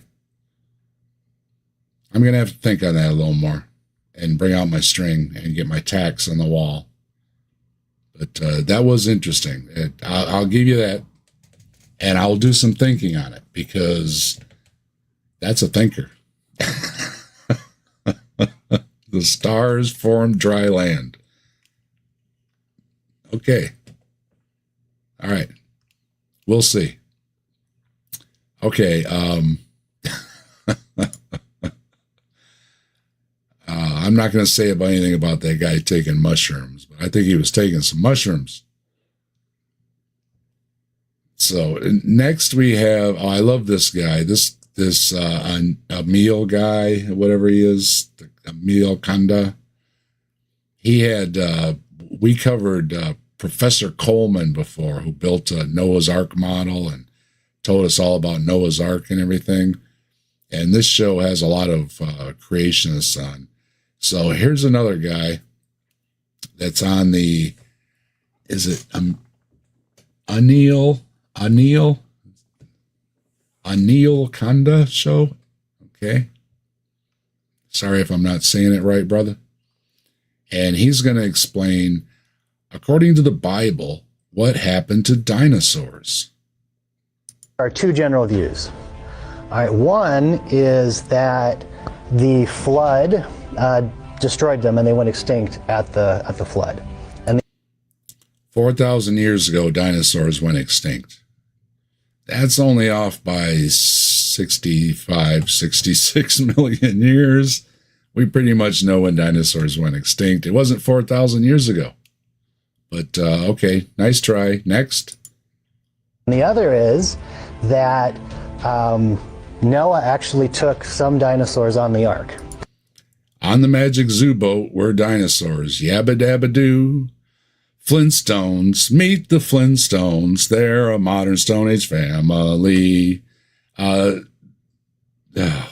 Magic Zoo boat nonsense. First of all, there was no global flood. Second of all, no Magic Zoo boat. And there weren't no dinosaurs to put on the Magic Zoo boat. But it's very entertaining for being a grown adult spewing such nonsense. Maybe they were, because we tend to think of dinosaurs as enormous, but they actually started out relatively small, young. Yeah, so he just took baby dinosaurs, which were... No.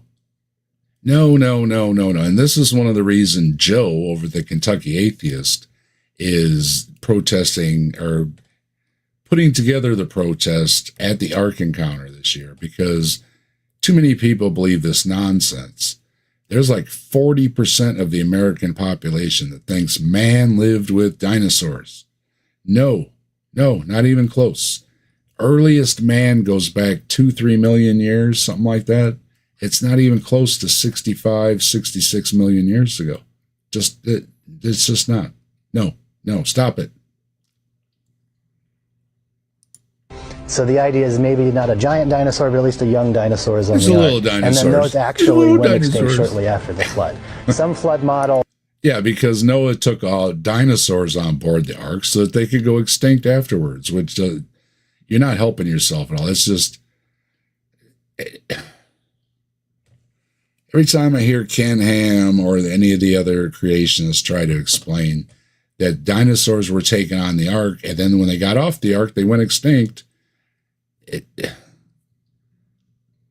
why take them on board the Magic Zoo boat in the first place? Why have a Magic Zoo boat in the first place? If God can just create everything, why did he have to have a Magic Zoo boat? There's no Magic Zoo boat. I'm going to try and get into the Magic Zoo boat argument. The only one I want to hear the Magic Zoo boat argument from is Jim Boob when he's wearing his pajamas like he likes to wear on his streams. And he tells me a nice bedtime story about the Magic Zoo boat. And we'll have popcorn and snacks and all the kind of things and hear about the Magic Zoo boat. If you're going to try and tell it to me in any way that I'm not totally laughing and enjoying myself, I'm going to tell you that you're a grown man that believes in a Magic Zoo boat. Stop it. Described the Ice Age happening right after the flood. There's certain reasons for that. I'm sure maybe we had an ice age in the last 1,000. Yeah, that came and went. Nobody noticed as well, and that's what killed the dinosaurs. Because maybe Monty here could explain those better than me, but maybe they weren't adapted to the cold and they went extinct shortly. They got cold. So those are the two basic views of what happened to the dinosaurs. That's three actually. That the flood destroyed them. That they went on Noah's Ark, they got off, and then they went extinct, and because they got cold. Of course, Ken Am believes that knights in shining armor were out slaying the dinosaurs as dragons, even though the Bible's description of a dragon is often a serpent and has nothing to do with dinosaurs. It disheartens me that 40% of the American population believes that man lived with dinosaurs, that they were on Noah's Ark, this whole magic zoo boat nonsense, including people who try to make themselves out as some kind of brainiac philosophers on the internet, who then turn around and say, oh yeah, I believe in the magic zoo boat too. Well, fine. I think you're absolutely silly. And anything else you say, I just can't hear anything. Even if you have some good arguments, all I hear is, Magic Zoo Boat, I believe in Magic Zoo Boat, and I'm going to call you very silly, and I'm just not going to register you as worthy to listen to when you repeat such nonsense. Okay. The flood that never was. Yeah, it's just so silly. It's funny, they argue for hydrological sorting. Yeah, that doesn't all make any sense either, because everything in the layers is different and it doesn't match to any of that. And then they'll turn right around and do a 180 on it and say the small things are on top of the mountains. And it's like, well, that doesn't make any sense in your argument either. I love the Flintstones. They're a modern Stone Age family. From the town of Bedrock, they're a place right out of history. But it's a cartoon. They should be using a telescope. Yeah, no, his microscope is the Bible. The other guy, it's like, I know. It's just so ridiculous.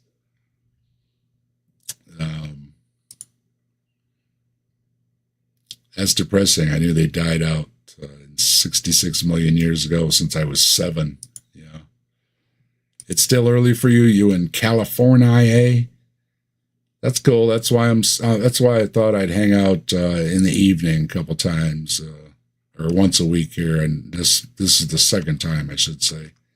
I've done it a couple times now because, yeah, there's folks around. I hear they're on the West Coast. They're at work. Missed our live streams because a lot of times they're earlier in the day. That's hanging out usually with Mike at Answers in Atheism, who was here earlier. And so I thought, yeah, we'll do some in the evening. I'm usually up late anyways. I'm a night owl. When I do those early streams with some of these folks, especially these people at the ungodly hour, like Chris does at the damn show and thing, it's a rough day getting up that early. It is. Yeah, I'm up late, and it's not just that I'm up late because the schedules have just gotten that way. Everybody working all kind of odd hours, later into the evenings and stuff. So we just shifted our schedules, and everybody here's night owls now. So Tilting's a West Coaster too. Good. Well, I plan on once a week we'll do the Slate show, and then we're gonna put together some member streams too for the members, because we've got more members now, and welcome all the new members. And make sure if you're a member, check out the emojis. We've got a whole bunch of emojis. And yeah, Stop the Stupidity's joined us both weeks, and showing the love. Thank you so much for the memberships. And everybody drop a heart for Stop the Stupidity, for gifting the memberships. And of course, we'll still have Saturday night at the Atheists. It's going to be at its regular time this week, be back to 5 o'clock. So join us then.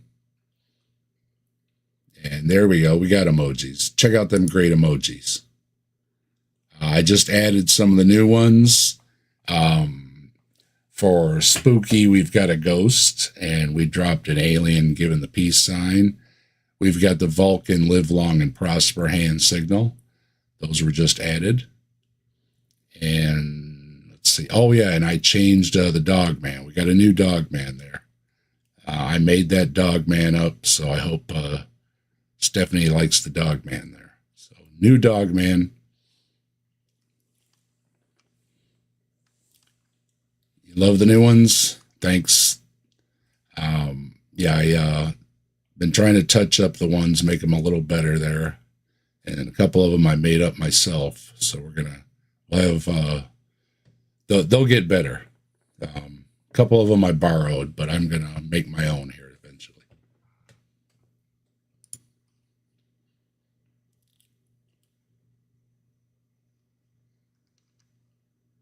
Okay. Let's see now. Who's next? I watch so many videos, I can't even remember all these things.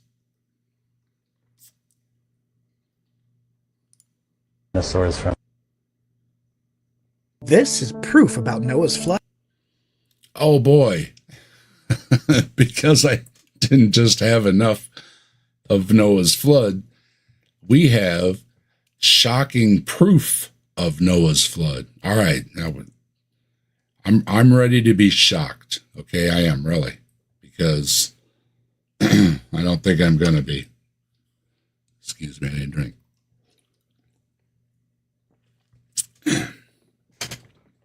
All right, I'm ready to be shocked. Here we go. Shock me, brother.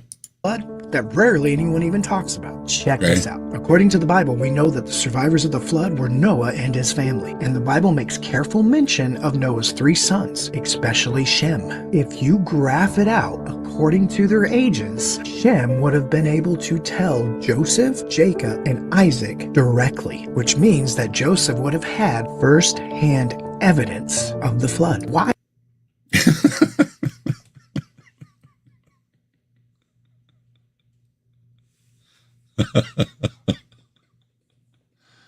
Oh my. I'm not shocked. Well, I'm shocked at the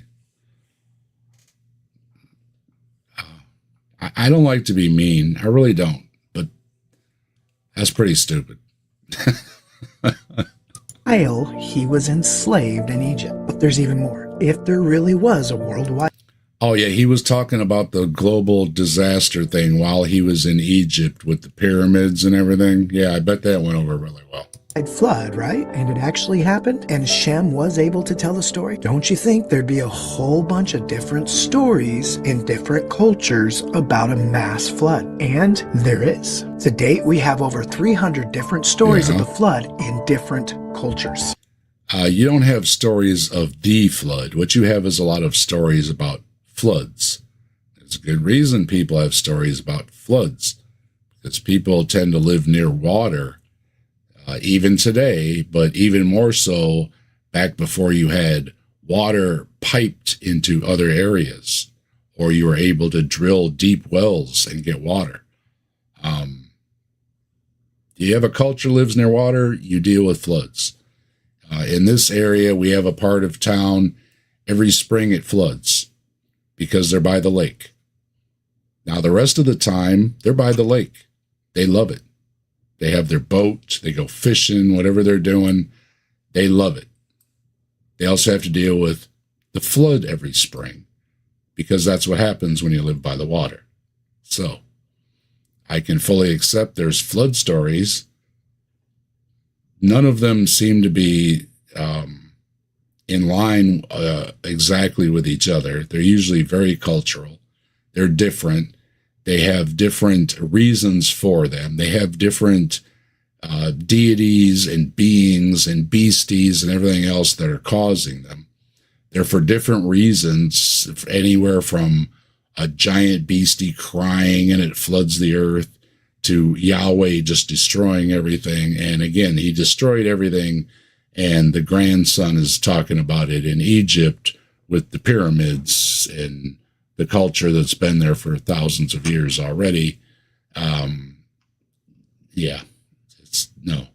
So his shocking proof of Noah's flood is because he thinks a couple generations down from Noah himself was the person that wrote about the flood.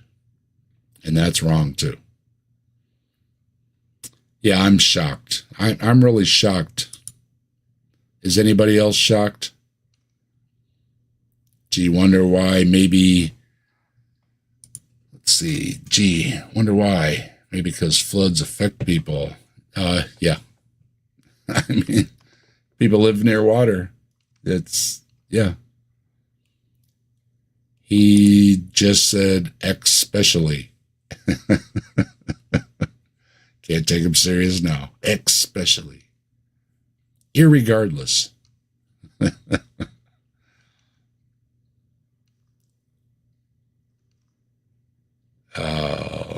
John, oh, you broke your glasses. You got another pair? All right, that sucks. Hope you get it taken care of. Aunt Jer dropping the emojis. You like them? Of course, they can't all be Bigfoot emojis, but I've got a little bit of a mix. You love irregardless? So, shocking proof of Noah's flood. Yeah, the only thing that's shocking is that people believe this stuff. First of all, there's no evidence of a flood. None whatsoever. When they try to do the layers were laid down by a flood argument, it doesn't work because there are different environments in these layers. It's not just a layer of mud and debris. There are definitely different environments that are going on in these layers. We have core samples that have been drilled all over the planet. That's one of the things scientists do. Shows all different environments in the layers. The official geological stance on it, when I looked it up before, is that the Earth hasn't been underwater since land appeared. So there you go. It's like 3 billion years, whatever. Hasn't been underwater. Nope. So, and your shocking proof is that a great-great-grandson, however many, what do you say, 3-4 generations or something he listed, had a story handed down. So what? It's not shocking proof, okay? You're just reading something out of the Bible that says these people were telling the story. Again, I'll grant you people will tell stories about the flood in their area. And in this area, it was known for having floods. The Nile Plateau, I think it's called, or whatever, the very fertile area around there is because it floods. And when it floods, it brings nutrients and it's good for growing stuff. And that's why people live there. And you also have to deal with it's going to flood. But then after it floods, it's good. So, yeah, they knew about floods. A lot of people know about floods. There was no global flood. There was no Noah's Magic Zoo Boat. But I love talking about the Magic Zoo Boat, even if it irritates me, because it's hilarious. And we can sing the Flintstones. Flintstones, meet the Flintstones. They're a modern Stone Age family. From the town of Bedrock, they're a place right out of history. Okay, who do we got next? Hawaii has a story, Mexico has a story, and even China has a story. Yep. If you believe the Bible's true, then subscribe for more. According to you, what is the most difficult issue? The biggest dilemma? According to you, what is the most difficult issue? Okay, hold it.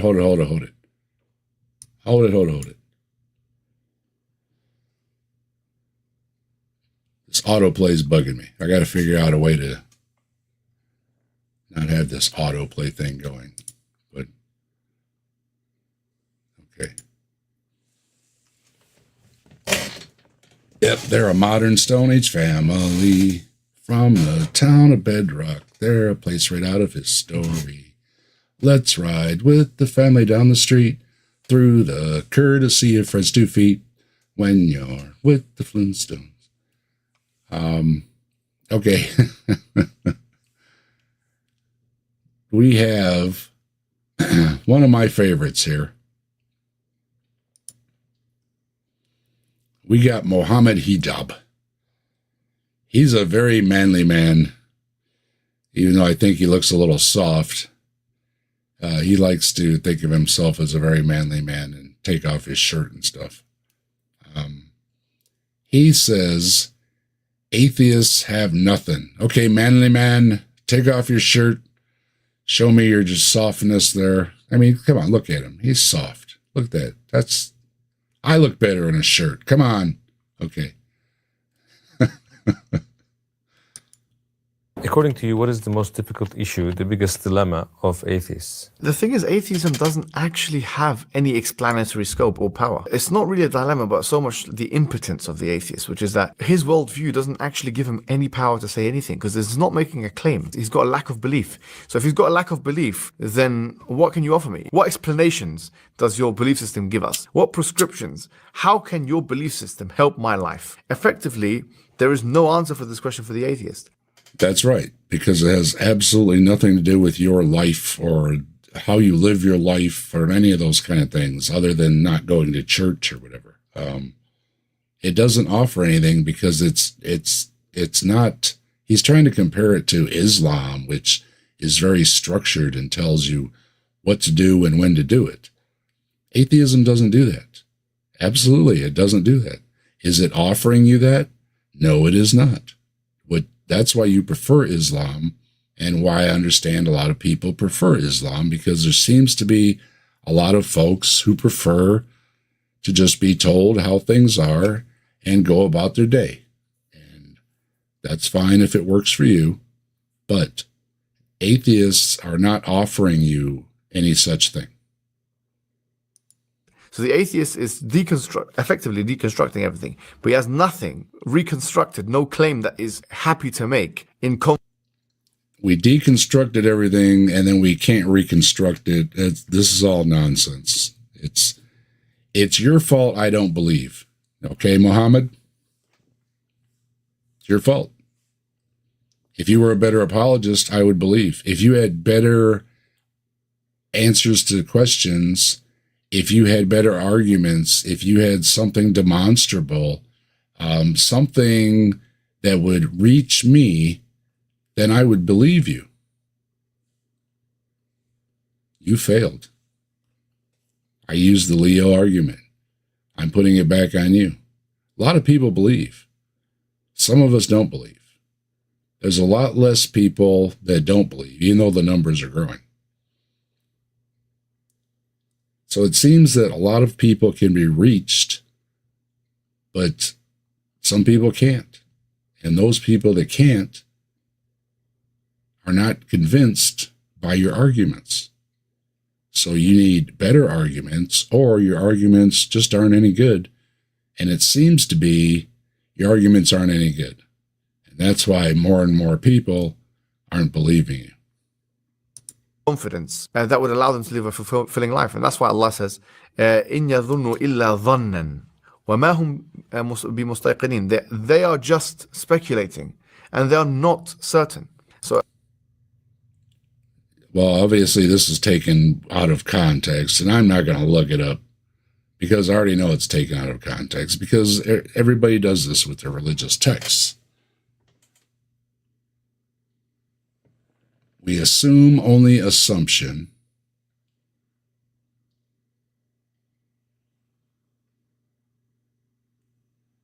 And we are not convinced. We assume only assumption, and we are not convinced. Yeah, see, this has to be way out of context because it doesn't make any sense. Again, bottom line is we are not convinced, okay? If I'm not convinced, it's your fault. If I'm not convinced, it's a priest or a rabbi or a pastor's fault. If I'm not convinced, it's your text's fault. If I'm not convinced, it's your God's fault. But I think that atheism doesn't give any answers to any questions, and that's the problem. It's not designed to. It's a response. You made a claim. I said, I don't believe you. So then that makes me an atheist. I've always gone by skeptic, but it's an atheist. I don't believe in your God. Now, I don't believe in other supernatural claims too. Does that make me atheist about all supernatural claims? I suppose so. But in this context of just not believing in a God, and then he's personally offended because I don't believe in his specific God, yes, I'm an atheist to that.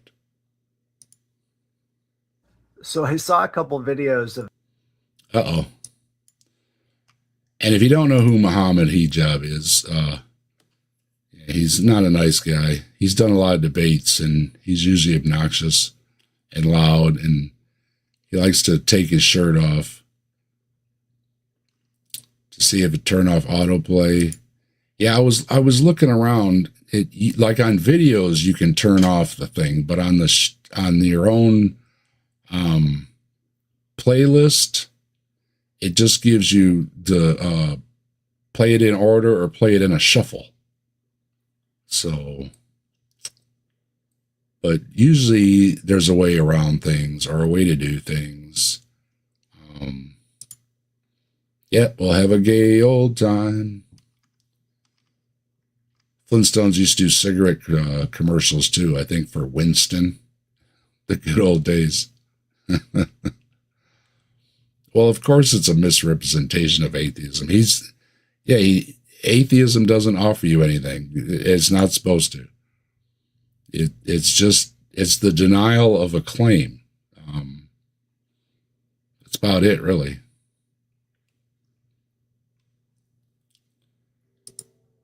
Yeah, someday, maybe Fred will win the fight, then that cat will stay up for the night. I love watching the Flintstones. It used to be on around dinner time.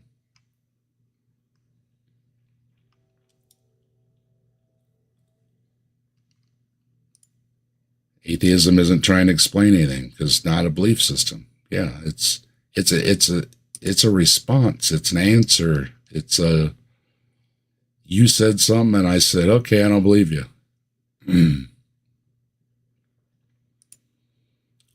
45 million years ago, my state was still part of a shallow ocean, right? That's the thing. The layers are different, and that's why I say to Hawaiian shirt guy or any of the other ones, I don't need radiometric dating or anything else.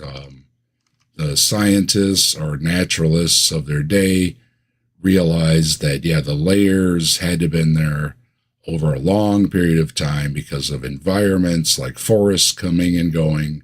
And in between, you had how many generations of trees, and they figured, well, you've got, thousands of years for this, thousands of years for this, thousands of years for this, and they came to at least millions of years long before any modern dating methods, long before Hovind or Ham or any of the other ones started making their arguments. It was observable. That's the one. They want to use, you have to observe it. It was observable, very observable. Hey, Deconverted Man, how you doing?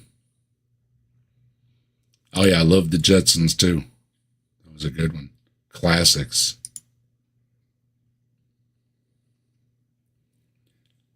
All right, John, good to see you. Hello, Robin, how you doing? Good to see you.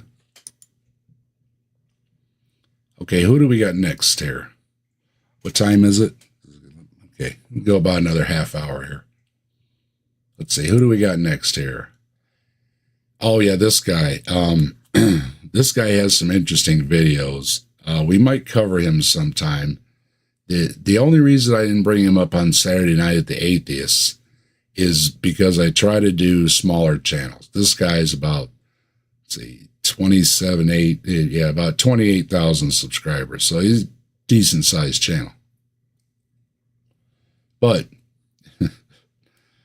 he learned something about being on YouTube.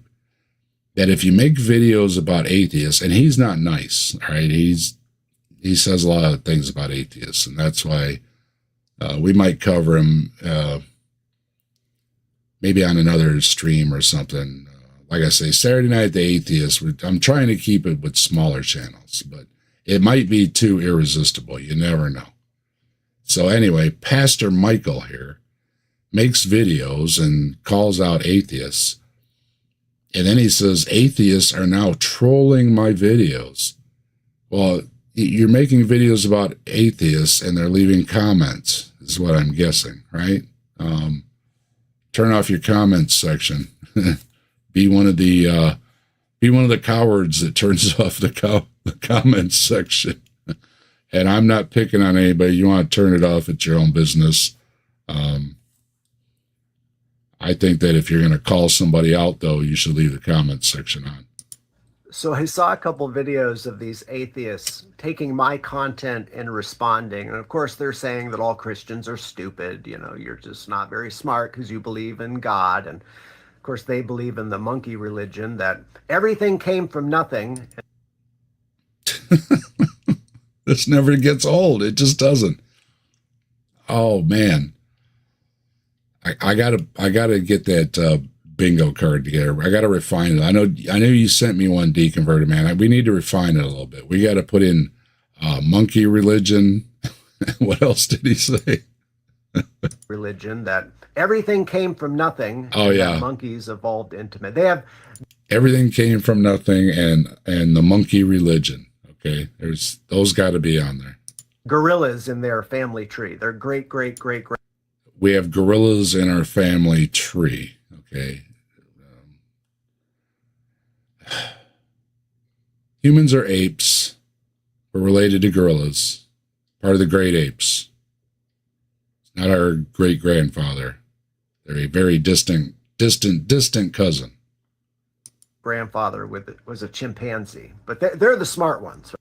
And again, no, we're related to chimpanzees. The great apes consist of gorillas, bonobos, chimpanzees, orangutans, and humans. We are the great apes. Proud to be. Right. One guy, he does his videos with a sock over his head. I mean, I'm wondering if he's talking about logic. First of all, there's good reason that some people don't like to show their identity. Because of folks like you that might give them a hard time when they're in the public sphere, possibly at their job. So some folks don't like to reveal their identity. If you're talking about logic, yeah, he's got a thing over his head, and he makes it kind of funny with his hat and glasses and his suit. And so what? If I were putting out content like that, I'd probably put a sock over my head too. Yeah, well, I mean, if he is talking about him, he makes some great content. He's been at it for a long time, and I think you might be a little bit jealous.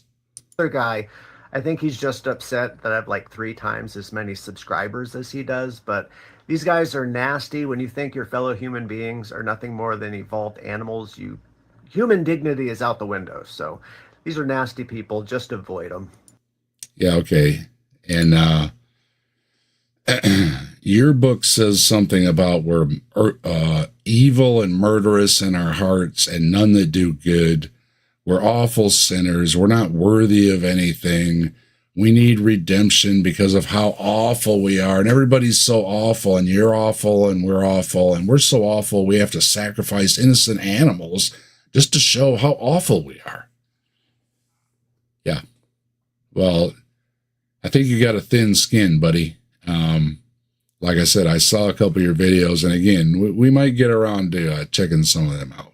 He's on my list. But for tonight, I thought I would cover his short where, yeah, I think it's pretty clear, and Deconverted Man seems to see it too. Starts saying, wow. He's got a thin skin. He's putting the videos out, and he doesn't like hearing back about it. Well, welcome to YouTube.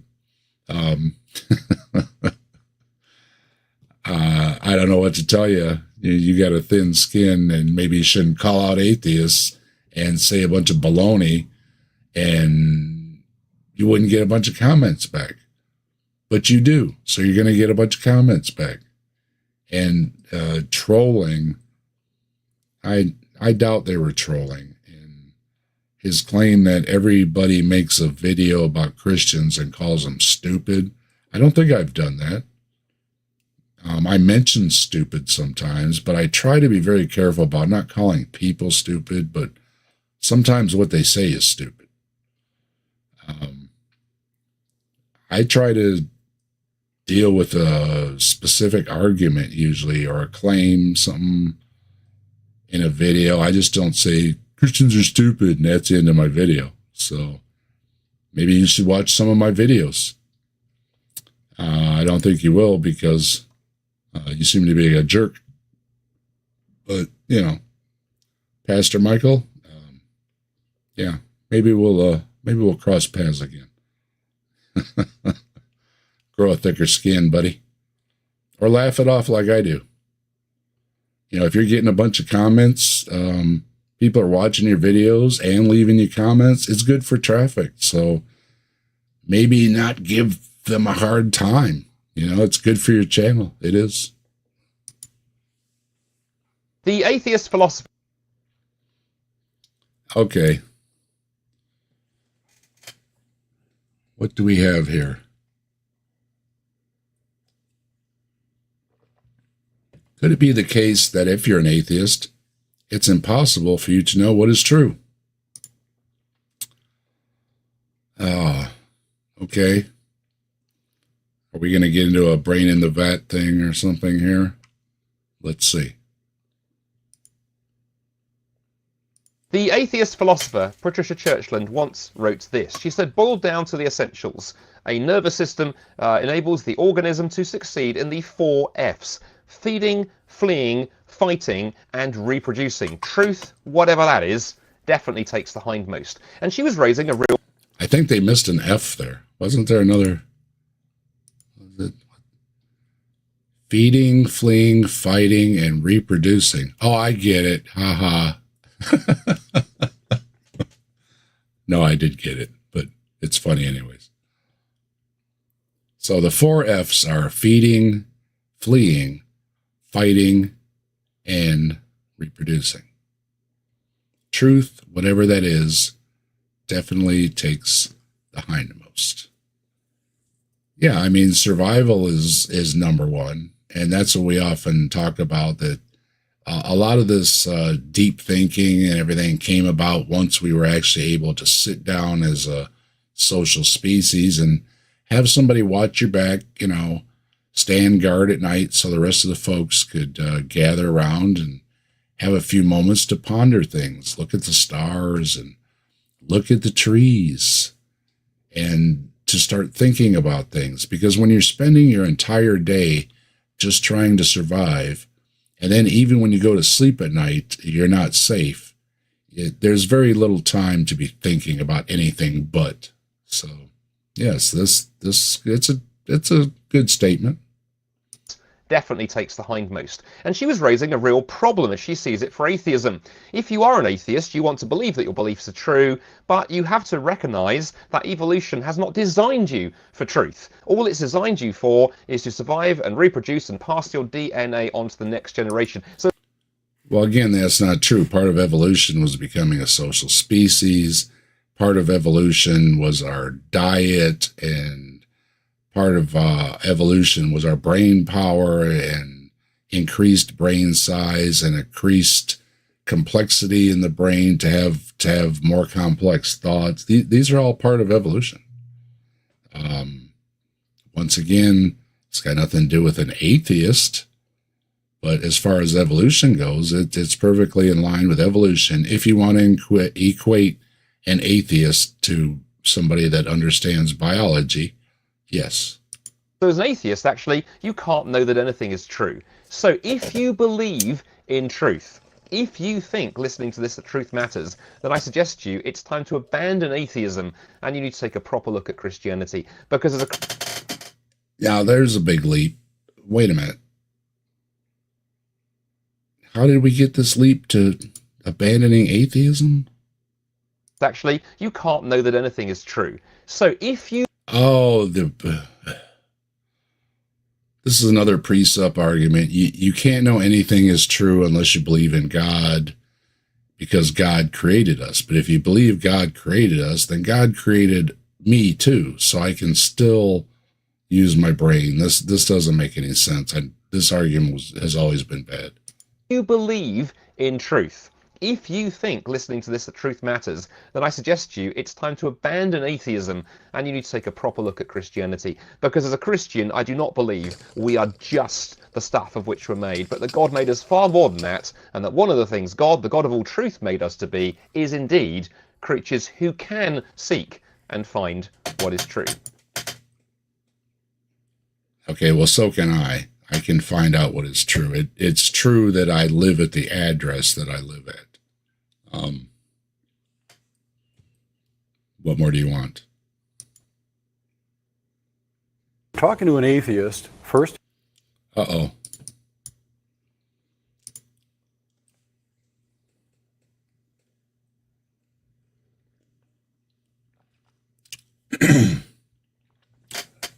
Excuse me, I need a drink.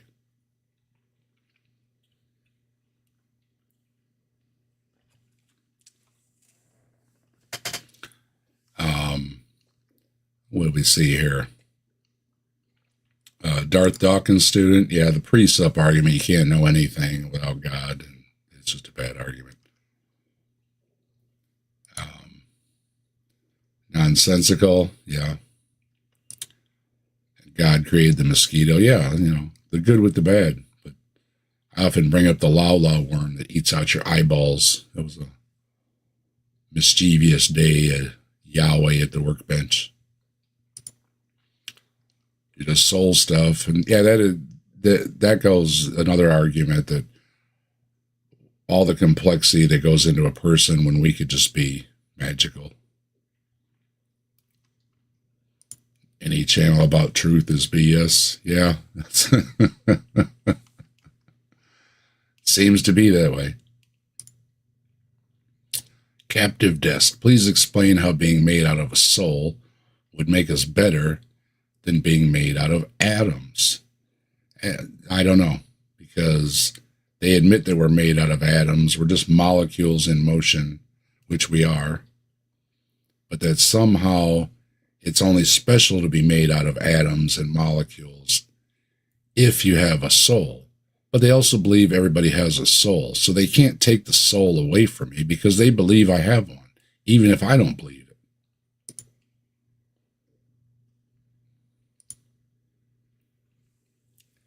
You don't live there unless you accept Jesus as your Lord and Savior. Or Bigfoot. At least we could sell our soul. Yeah, I mean, if you get a good price for it.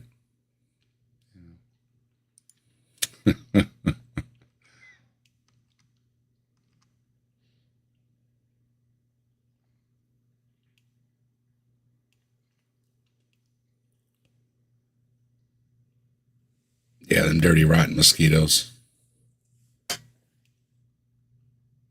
I think I already got bit last week. I had a bump on the back of my neck when I was out working in the yard, and I was like, sucker got at me already. Lobsterist was read by this one guy one time. He's the best. Yeah, that guy's awesome. Check out the narration of the Lobsterist. You might find it on my channel.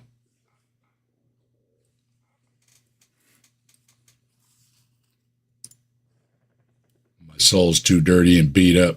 I wouldn't make any money at all.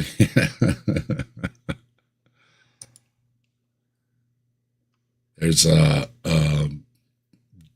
joke about the devil's seen inside of my head, and he doesn't want anything to do with me or something like that. It's like, holy crap.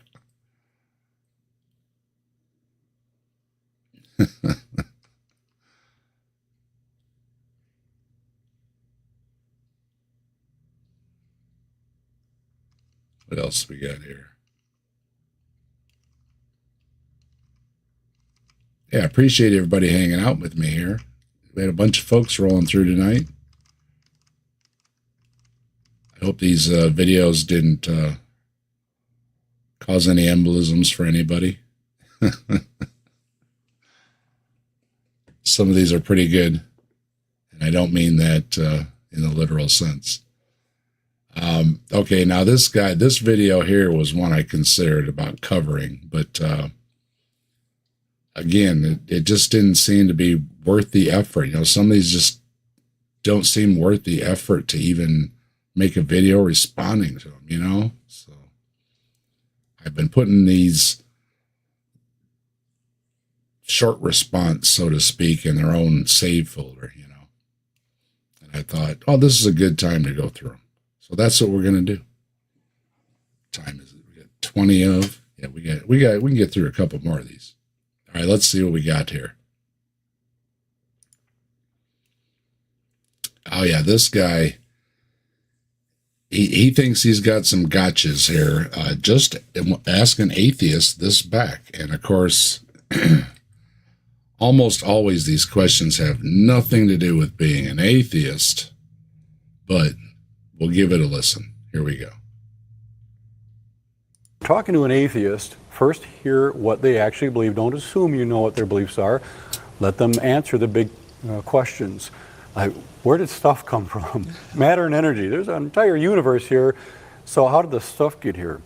How did the stuff form an orderly universe and solar system with planets and stars and galaxies?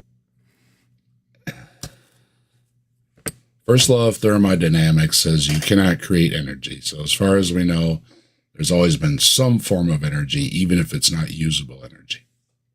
Galaxies. How did non-living chemicals come together to form a living cell that could reproduce itself? How did that? Abiogenesis is a field of study, and there's a lot of ideas. And Mike has talked about this before, that I think isn't it a lipid layer can form out of a chain that turns into a circle. And then you have things that go on, including swallowing other organisms. That was a big leap in complexity. And the rest of it, as far as cells go and stuff, there are explanations, because, again, we have simple to more complex cell structures. Where it all came from, this is a field of study. This is what scientists do.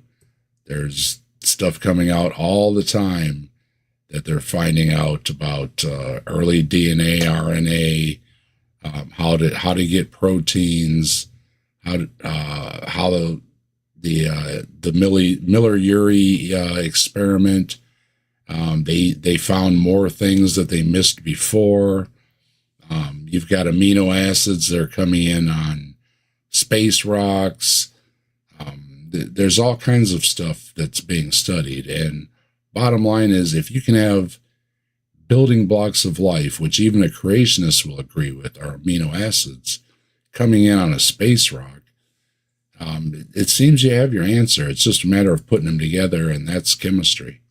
And when you have these areas in the ocean, like the thermal vents, or different levels of acidity, alkalinity, all these chemical influences that can force things to happen, somewhere in that mix, we got life.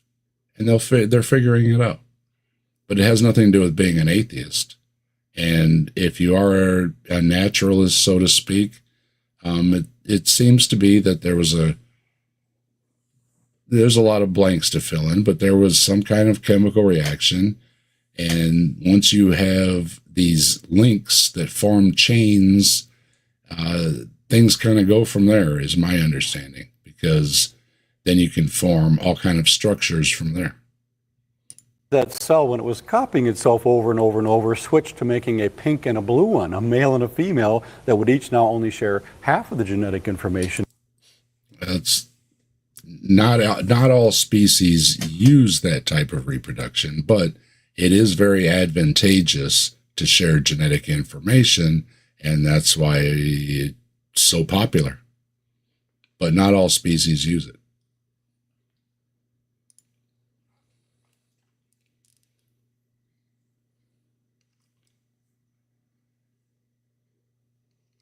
Let's see what the comments are.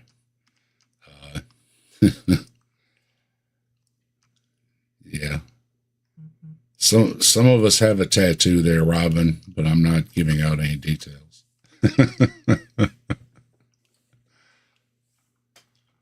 Yeah, pink and a blue gene. Yeah, it was sexual different forms of reproduction, including sexual ones, very advantageous for the species. But some do reproduce in other ways. They bud and they clone and various things. But yeah, it's very advantageous, just like it showed. Well, recently when the bug was going around, and like during the Black Plague, what was it? I think the Black Plague might have been the Neanderthal or something. I was reading something that the same genetic stuff that got passed down from a Neanderthals, who probably survived something, gave people an advantage when these different bugs went around. It might have been the plague, and helped them survive. And yeah, these things are all genetic and evolution, and I don't see why it would be a problem, nor for atheists. But it's good. It's good because it seems that if we didn't have this form of shared genetic information, we probably would have gone extinct, especially there was a point in history where we almost did go extinct. And if it hadn't been for those few that survived, mainly because of some kind of genetic information they had, we probably wouldn't be here. To keep going.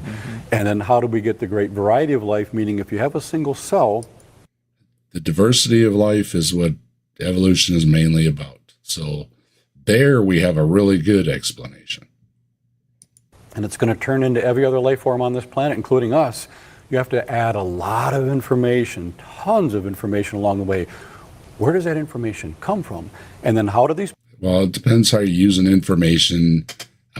As far as my understanding, a molecule is information. You have elements that form a bond. Once they form a bond, that's information. When they want to talk about information in DNA, DNA is a molecule. It's a complex molecule. So if you have information in a simple molecule, just making one bond, if you have a lot of bonds in a more complex molecule, it's just a more complex molecule. And that's where the information comes from. It's how the molecule is arranged. That is information. Particles that were banging together in the Big Bang, how do they eventually become aware of themselves?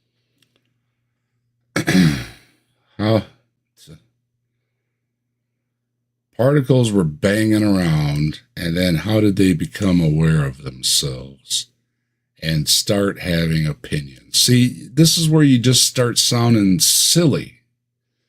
I get where you're trying to ask these questions, and these things are trying to get answers for, except evolution is pretty well explained, but there's still discoveries all the time and more to know. Abiogenesis, again, a lot is known, more will be found out. Origin of the universe, a lot is known, more will be found out.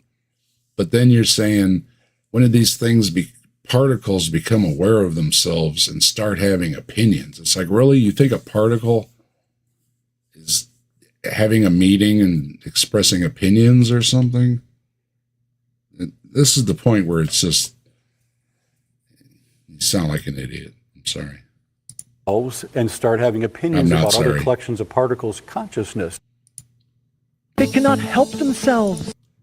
Okay. Yeah, that was pretty bad. Yeah, the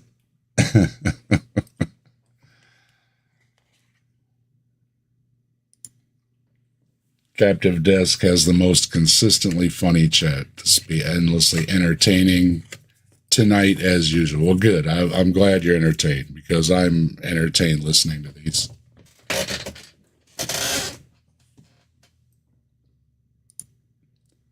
Eve to all her sons at the supper table. When y'all gonna make your father and I grandparents?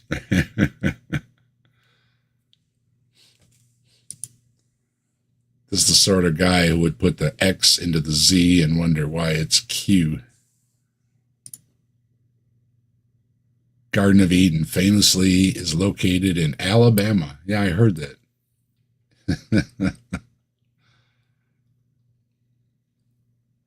We love sinning. I know, we just love our sinning. It's in Missouri. It's everywhere.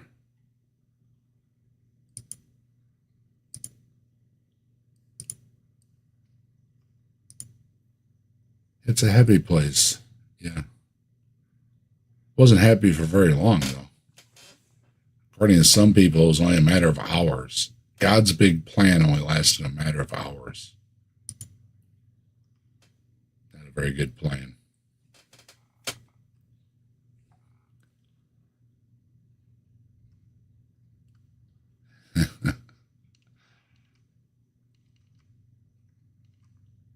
Yeah, we do have a lot of great folks in the chat. I appreciate everybody. Appreciate how the chats are great too.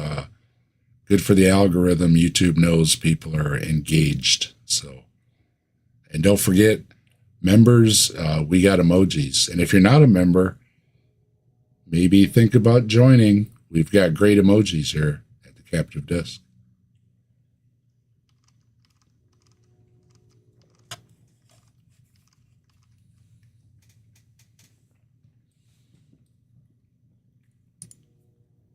Garden of Eden was an adult store? I think so. I know adamandeve.com is, and you can use code word Brentley to get a discount. So get over there and get your butt some stuff, as Brentley would say.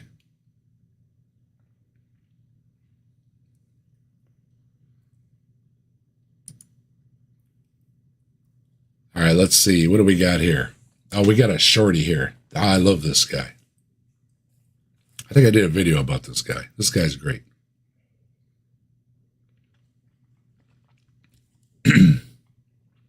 This is Medical Lake Community Church. Medical, huh? I wonder why it's got the word medical in there. Medical Lake. What's medical about the lake? Okay. Interesting. So from Medical Lake Community Church, why atheists understand nothing. They cannot help themselves. Their minds are darkened in their understanding. They cannot help it.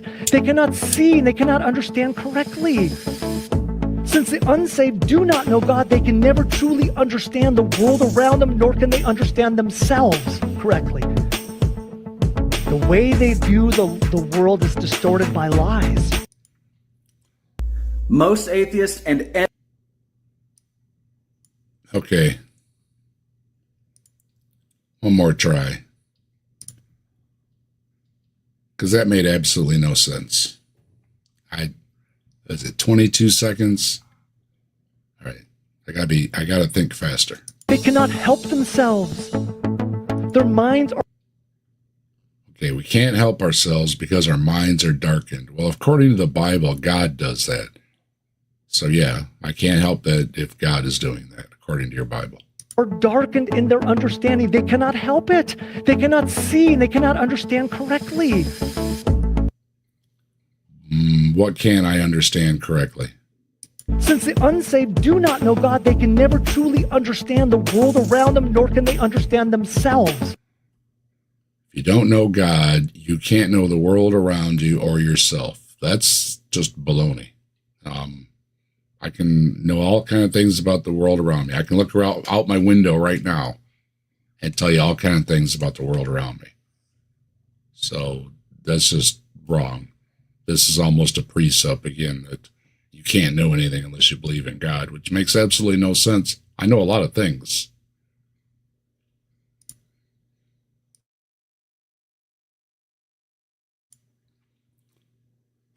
Let me see here. I seen, that Carrie Ann stopping through. Hello, Carrie Ann. Good to see you.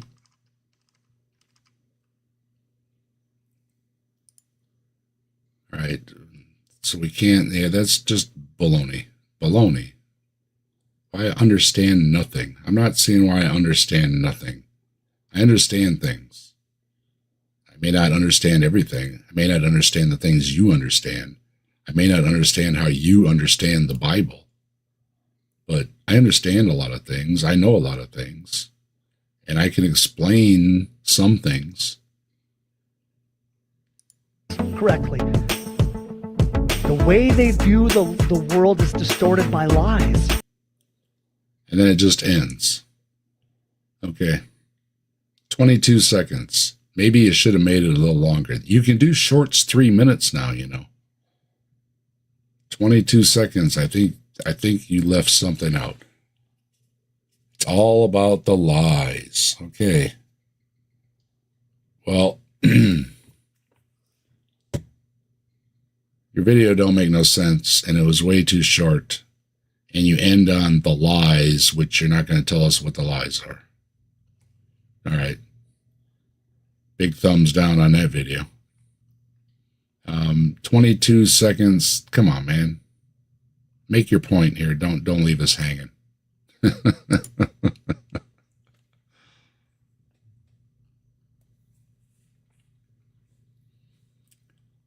Let's see. Greg, good show. Always fun, cracking wise. Yep. We try to have some laughs around here. There's a lot of serious things going on in the world. I never mean to dismiss all them or anything like that.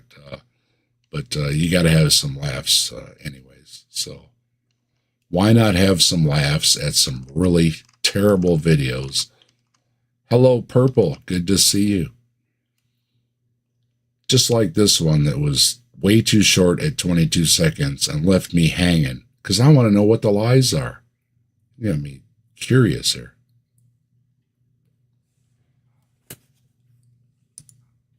All hail Bigfoot, Purple. And don't forget, we have emojis. So let me see. I got to catch up on the chat on the YouTube here. All right, there it goes. Wow, that was a lot of chats. It took some time to get there. Awesome. Appreciate all the chats.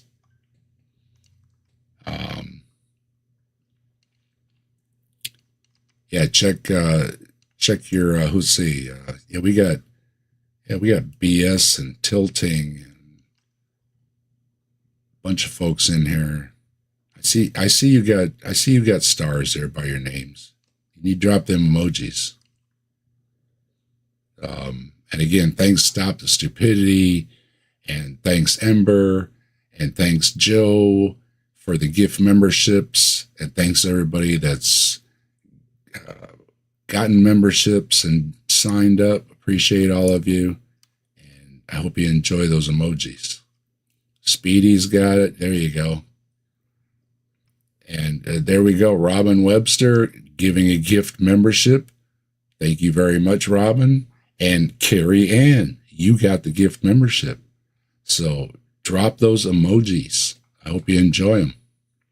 Thank you again, Robin. And thank you, everybody else.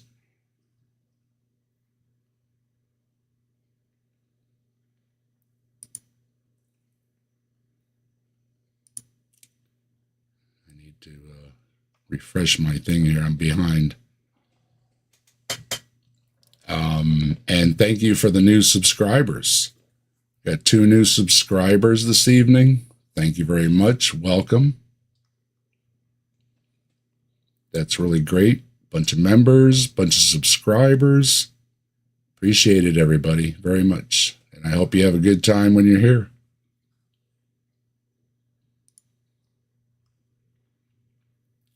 Let's see what we can dig up next here. Was it 12 o'clock? All right, we're going to wrap things up here in a few. But I think I have to do this next one. This is an extra short one. And what do we got? Oh, I don't think I want to do that long one. I wanted to get to him. Okay, we'll do a couple more here, and then we're going to call it a night, because I wanted to get to these couple ones that I got here. All right, so okay, here we go. We'll get a couple more, and we'll wrap it up. And again, members, drop those emojis. I was so looking forward to getting Bigfoot emojis, so feel free to just drop them for absolutely no reason other than I love those emojis. So have fun with the emojis. Drop them all over the place.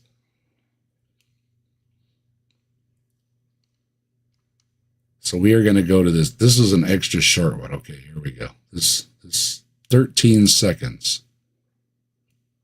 Most atheists and every anti-theist knows there's a God deep down, but they're just offended at him, or Christians. But it's not because there's no scientific evidence for God. That's just an excuse. Change my mind.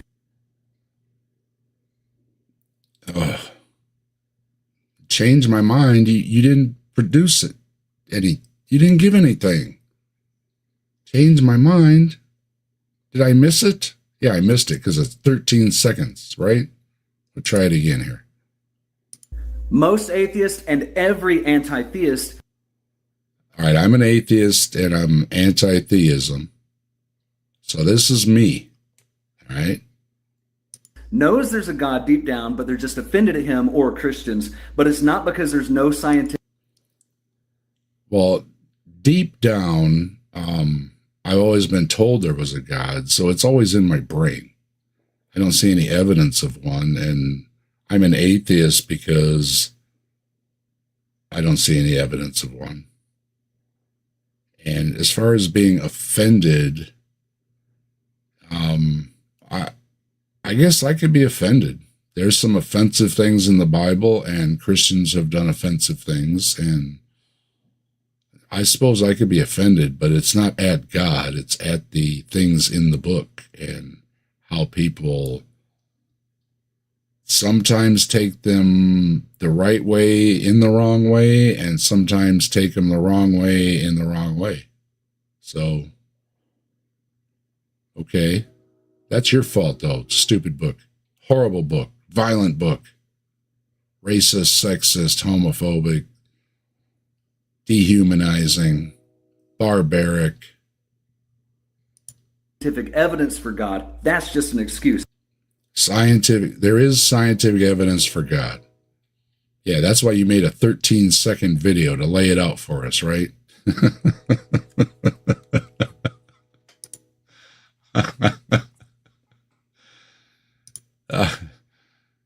Trust me, bro.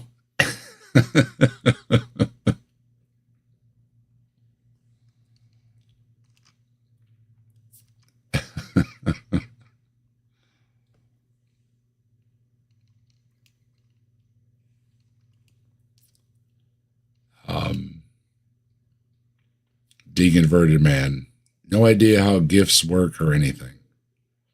Gift memberships, you just drop down on the corner down there. And if you want to set them up on your channel, Deconverted man, you just check your earn over there and see if you qualify.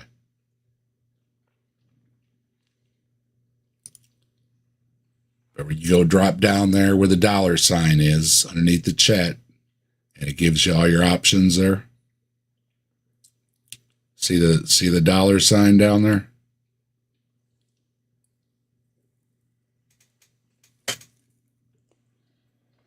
You click on that dollar sign, and your window will pop up. You'll have super stickers, super chat, memberships, and membership gifting.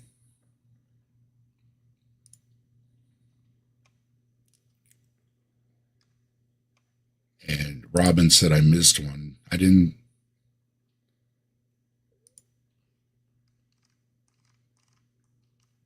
Hold on.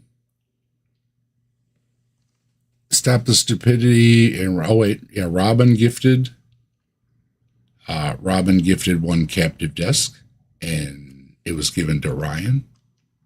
And we've got Stop the Stupidity added again with Carol, the trusty ape, Simos, Pixie, the one and only, and Dane. Thank you once again. Very awesome, folks. I have to go back. It doesn't show me in StreamYard. I have to pop back over here. I'm sorry. I'm trying to stay on it. Thank you for pointing it out, Robin. I do appreciate you folks letting me know if I missed something. And yeah, there we go. Look at that. Look at those Bigfoot tracks. I love it. Carrie Ann dropping the believes, dropping the Bigfoot hearts. Yeah, Simos. I'll let Simos know. I talk to Simos regularly. Simos is a great friend of the channel.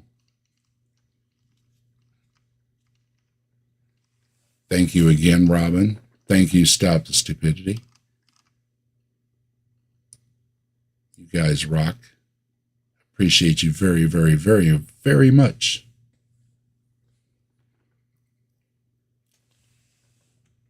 Check your things in your thing, Deconverted Man. Make sure your thing's in your thing. If you have a Google account, you can use your Google account. All right.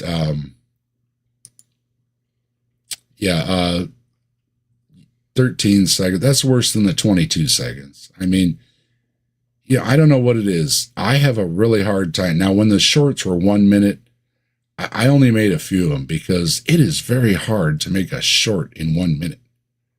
You have somebody that says something and then you try to respond to it inside of a minute. It's really tough. That's why I only had a couple of them. Now, recently, they expanded it to 3 minutes. So now if somebody's got like a minute and you can respond with 2 minutes, it's a little easier to do. But I'm not going to respond, or I mean, just to do a simple response video, it takes a little while. You got to pull all this stuff into your editing and chop it up and do your response and add your facts and figures and pictures and whatever you want to do, etc. For a guy here that's just throwing this thing out in 13 seconds, that's pretty much absolutely worthless. And yet he's got 4,000 subscribers, and this thing was watched 1.4K. That's some clickbait garbage. That's what that is. Change my mind. You have to offer something. You have to put something out when you do the change my mind thing. Okay. I don't think you get it at all. Really. Try better. Try better. That's epic fail. That's worse than the 23 second. That's worse than the last one. Now, this next one here is I don't want to cover this. This is a long one. And I think I might have already covered it. We're going to skip to this guy here, because this is a good one here. Atheism is illogical. By what standard? Well, the Bible is illogical. It says that donkeys can talk and that men can live for 3 days in a whale. Yeah, that sounds pretty ridiculous to me. Does it sound ridiculous to you folks? Sounds pretty ridiculous to me. Where's my... thank you, Stop Stupidity.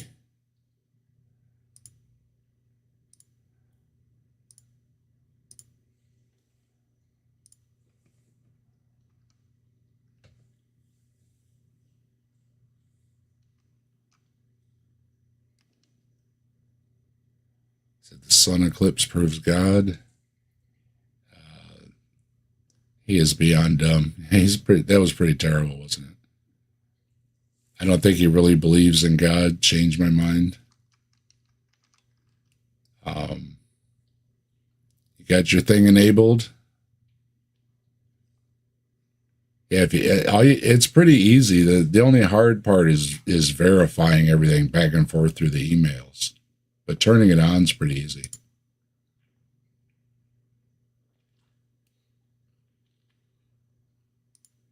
Sorry, I got to pop between windows. Forgive me for the pauses. Because the chats show up differently. And I want to make sure I'm not missing anything. All right, Deconverted Man thinks he figured it out, his thing in his thing. B.S. Lewis dropping the foots. Thanks, B.S. Enjoy those foots.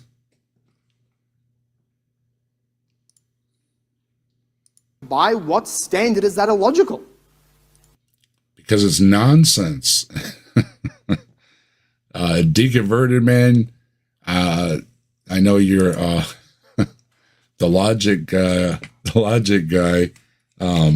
Pretty illogical that anybody can survive in the belly of anything for 3 days, much less a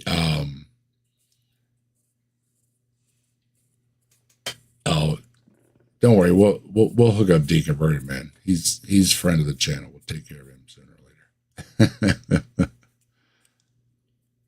later.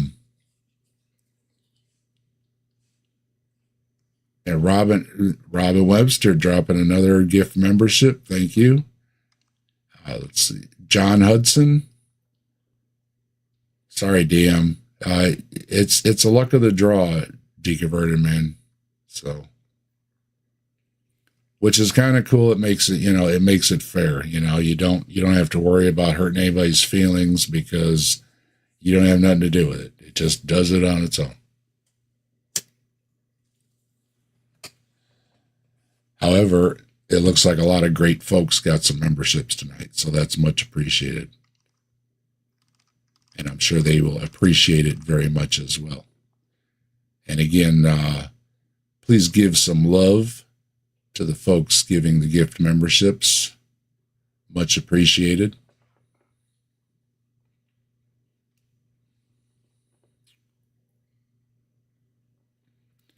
All right, Carrie, you have a good night. It's again about that time for me too. I want to hit these couple more here though, and we're gonna do it. So let's get it through it here. Let's say we're atheists. All right. Everything was created by nothing. No.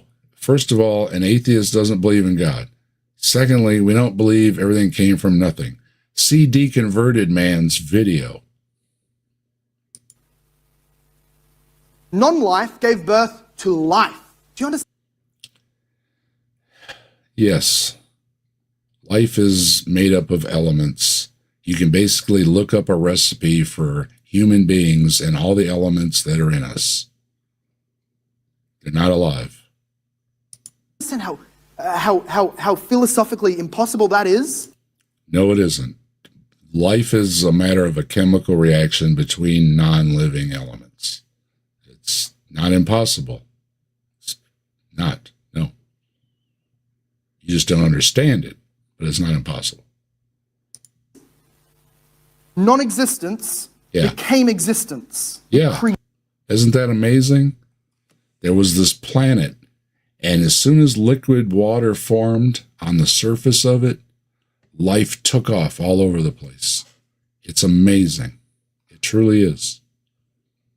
Created itself. It existed without existing in order to create itself into existence. No, that's a bunch of freaking nonsense. It's just word salad nonsense. It made itself into existence. What? I'm going to hear that again. Come on. It existed without existing in order to... It existed without existing. To create itself into... In order to create itself into existence. That's nonsense. This is nonsense. To existence. And you're worried about a dude staying alive in a whale? Yeah, because you're in a stomach. Do you know what happens in a stomach? I don't think you know what happens in a stomach, okay? Stomachs digest things, okay? Not to mention suffocation. And you don't have to be a whale or an undersea species, okay? A land species that could swallow you, even if you managed to survive the swallowing part. It didn't chew you into pieces or anything. But whole, you were swallowed, you're going to suffocate. Period. If it's some miracle thing, then it just becomes silly, because what is the point? God's trying to teach you a lesson by a fish swallowing you or something. This seems to be an old myth. This just isn't in the Bible. There are stories of these. I've come across them in so-called cryptid circles, where supposedly people were swallowed. They caught the whale, and the person came out of the whale, and they were all white from being inside the whale. But these things they're not true. Okay, they're just not true. They're sailor stories, and some of these sailor stories are pretty fantastic. And so is the stories in the Bible. Now, I've heard different explanations, from it being a giant fish to a giant whale to what the Bible describes that is basically a giant beast. So you can go with just about anything, including what the young earth creationists do, is step back into the Flintstones and say it was probably a plesiosaur or something, which, again, I don't think you'd want to be swallowed by a plesiosaur. They got teeth. I think they'd chew you up. But yeah, it's impossible. It's illogical to survive not suffocating and not being digested in the stomach of anything. And I don't think you know what an atheist is, which none of these people do. It's always a straw man. Because they can't just say an atheist doesn't believe in God. That's no fun. So they have to add on all these straw mans, but it's fun for me to laugh at.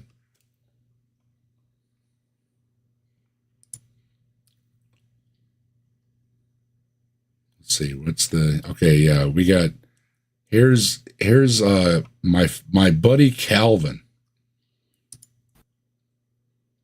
Atheism removes. Okay, here we go. This is going to be the last one for the evening. This is Calvin Smith from Answers in Genesis, Canada. Because unfortunately, yeah, Canada, you can't get away from it. You got an Answers in Genesis branch in your country. And Calvin is special, and he's got terrible arguments, and at the same time, he's very smug. And his outfits are unusual. And often, I can't get past looking at his outfits when he's talking. But he's got a real attitude, and I don't think he really has like any qualifications in anything other than being Ken Ham's buddy. But he's going to lay it all out for us, which he usually does in these videos. And they're always lame. But I figured he's like king of the lames, or queen, however you want to label him. What's...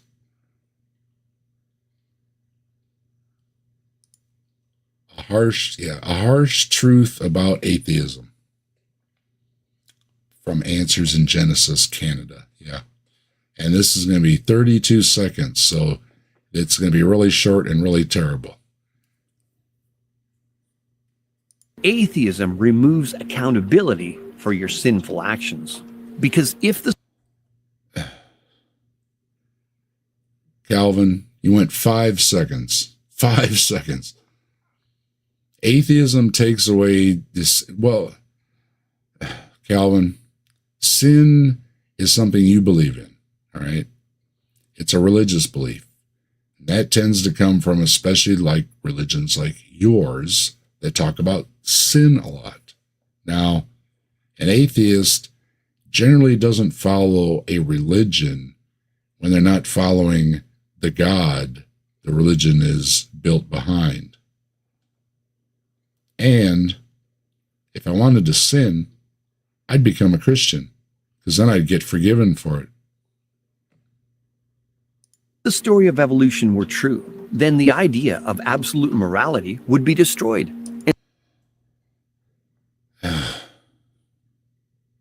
Calvin, you're amazing. 10 seconds. So in the first 5 seconds, you said something totally idiotic.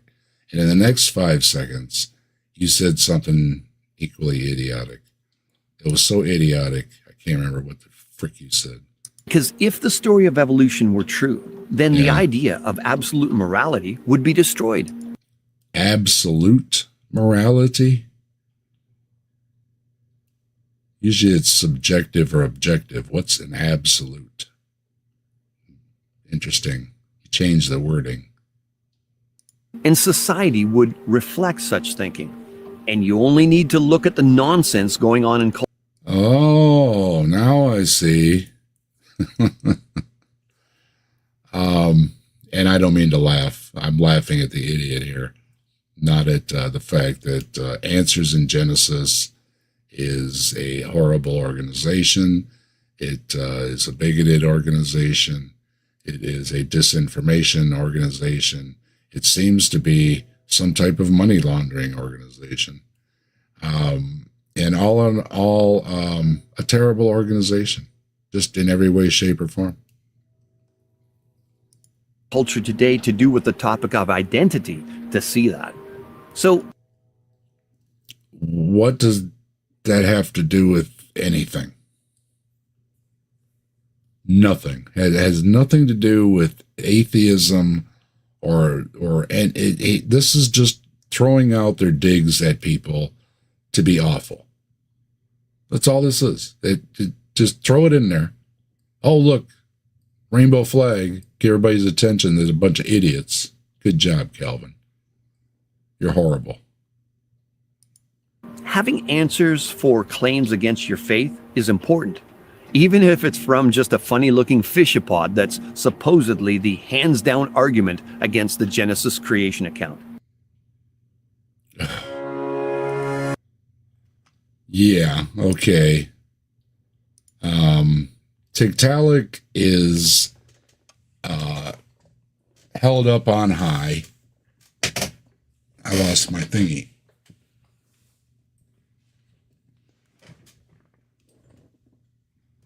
Calvin, you made me slide down in my seat and pull my thing down. I like my cover here. It's very soft. Okay. All right. Back to Calvin. Yeah, Calvin, you're terrible. First of all, your stupid argument there failed miserably. The title of your video failed miserably. Let me back it up here. Atheism removes. Yeah. A harsh truth about atheism. All right, well, I must have missed it, so I'm going to listen one more time because it's short enough to listen to one more time. So we're gonna do it the short way, or I mean the dissecting way here. Here we go. Let's see. Now this is a harsh truth about atheism. All right. Atheism removes accountability for your sinful actions. All right. See. Yeah, we don't believe in sin, but we are accountable for our actions under the laws and social norms and things like that. So either way, that fails. And it's not a harsh truth. It's just obvious. An atheist tends not to be following the Bible. Surprise, Calvin. Because if the story of evolution were true, then if the story of evolution were true, evolution is biology. Knock it off. Okay, it explains the diversity of life. Is there a big diversity of life? Yes, there is a big diversity of life. Evolution explains that. That's all it is. Not your boogeyman. Let it go. And the idea of absolute morality would be the absolute morality. Now, I think he's talking objective morality, and this argument fails because if God makes the rules, it becomes subjective. It's not objective. Somebody is subjectively deciding what the rules are, and that's what your book does. Destroyed, and society would reflect such thinking. And this is where I'm going to try one more time. Destroyed, and society would reflect such thinking. It would be destroyed. What the hell's... And absolute morality would be destroyed. Absolute morality would be destroyed, and society would reflect such thinking. Society and you only need to look at the non. Okay, well, society is very moral. That's where morals come from. And society decides morals by what's good for everybody. We're tribal by nature. So when we look at things, we look at it as that. If one member of the group likes to collect stamps and another member of the group likes to collect coins, that's fine. Okay? It's there is no problem here. The problem is you're trying to use the Bible for your bigotry, which there's so many arguments that a lot of these things in the Bible aren't even specifically talking about the LGBTQ folks. It seems a lot of these issues were actually talking about assaults, as well as, you know, I'm going to pull the Jesus card, love your neighbor. Jesus sat down with the thieves and the prostitutes and stuff like that. And Jesus said, give the man the shirt off your back. And, I'm going to throw all these Jesus things at you, Calvin, because every time I hear anything, and there's so many videos that have the flag, just to catch the idiot's attention and to spread bigotry, and especially answers in atheism. They're spreading it with children. And it's just awful because children will play with anybody. They will. They'll go to a playground. Boys, girls, black, white, it doesn't matter. Kids don't care. You put these awful ideas in their heads. So you need to knock it off.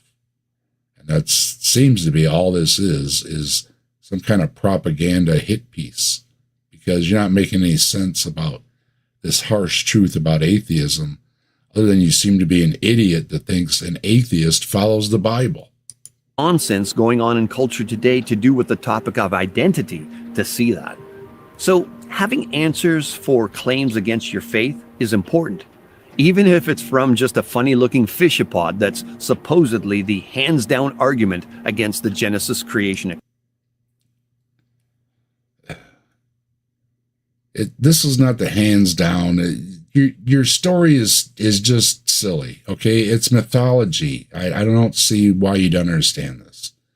And I know Answers in Genesis likes to set up that it's their mythology against science, leaving out there are lots of creation mythologies. Okay, and you cannot set up in a classroom teaching every creation mythology in the science classroom. Not even, first of all, it would be impossible to teach all the religions in school and still be able to cover other subjects. It's just ridiculous. And to say, well, we only want our creation story taught is, of course, ridiculous. And what Tiktaalik has to do with destroying the Genesis account, Tiktaalik was a predicted transitional form. It was very,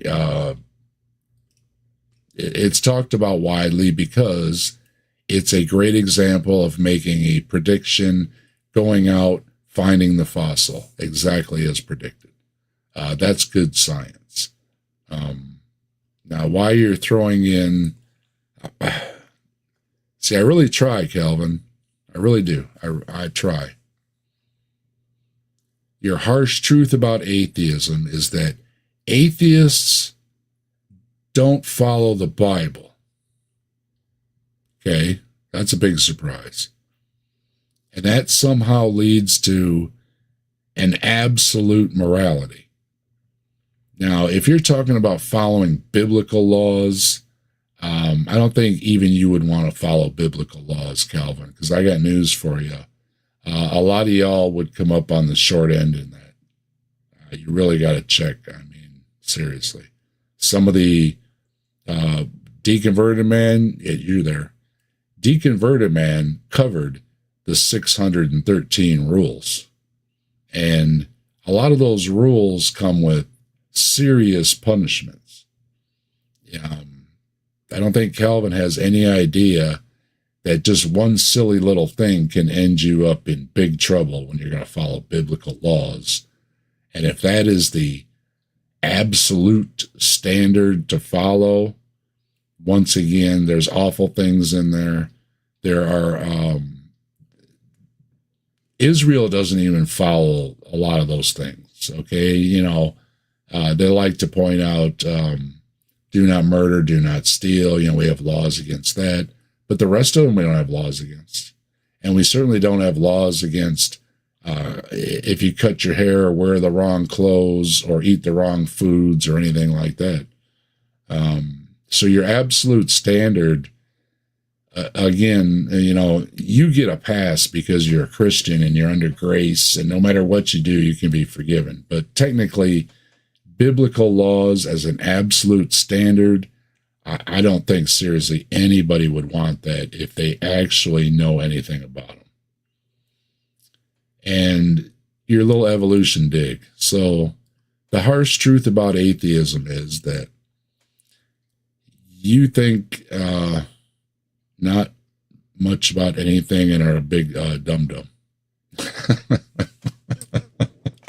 I don't know what else to say, Calvin. You are such a dum-dum. I mean, yeah, atheists don't follow the Bible and don't believe in sin.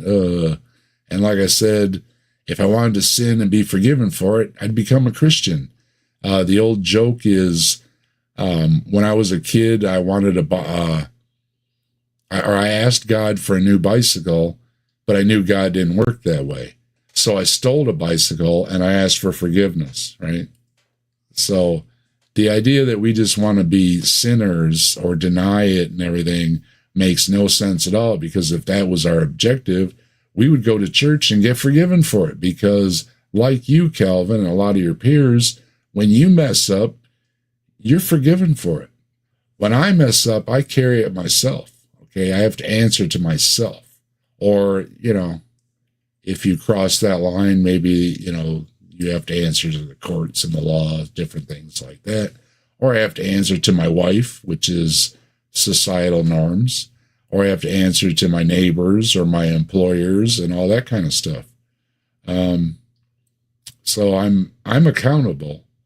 I'm just not accountable to your silly sin thing that covers just about everything, and especially anything that's fun. So, no, I'm sorry. I'm going to have some fun, and I'm going to laugh at you as part of it. And, of course, they're anti-evolution, and, well, boo-hoo, too bad for you, right? And with that, that's going to be the end of the Night Watch tonight. Get that guy off of there. He really bugs me. And let me see. Deconverted Man's ducking out. Good to see you, Deconverted Man. I'll talk to you soon. Thanks for stopping by. And send lobsters and be skeptical. And yeah, speaking of deconverted man and people that are the fans of my baritone voice, if you want to hear me narrating Deconverted Man's book, check it out on my channel. It's me reading The Lobsterist. And it's, if you want a few more chuckles tonight or maybe tomorrow, or if you just need one, mental note, go listen to The Lobsterist.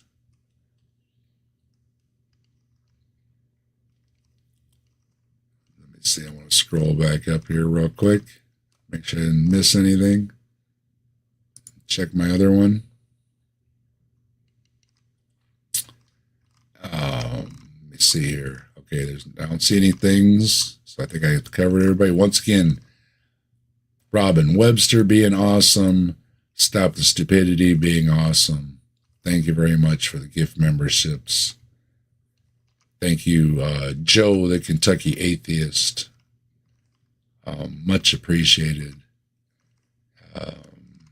Thanks everybody for stopping by.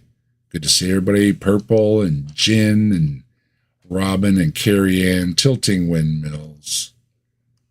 Carrie Ann. I think I said that twice, but Carrie Ann can be said twice because she's worth it. Stop the Stupidity, truly awesome. Appreciate you very much. And let's see. Yeah, Jen's been all through here. Thanks for hanging out, Jen.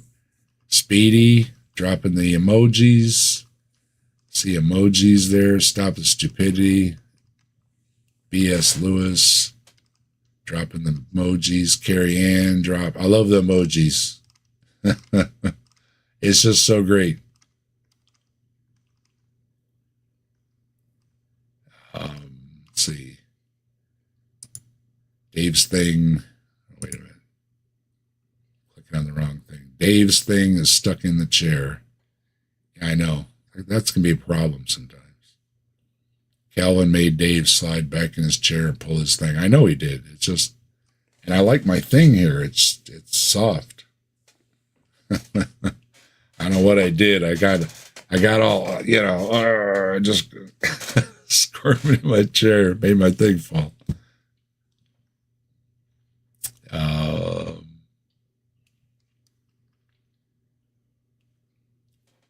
Yeah, you'll have to talk to Mike about the mushrooms, Purple. He's the mushroom guy, and not just the funny kind. He likes to eat them and all that stuff. He knows all about that stuff. Deconverted Man, I read all 613 commands. Not a single one is about actual homosexuality. Yeah, it's, from what I understand, those verses are not even about that in the first place. They're reading into it what they want to, because they just want to justify being awful.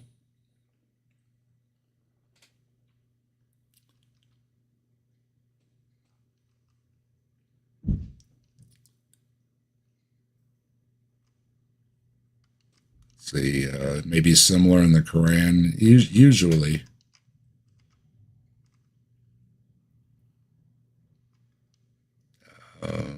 And I think I'm down to the end. All right. We got some emojis in there. Love the emojis. All right.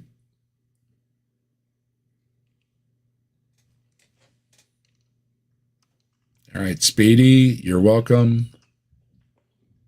Stop the Stupidity, Jen, Antjer, Tilting Windmill. Thanks everybody for hanging out.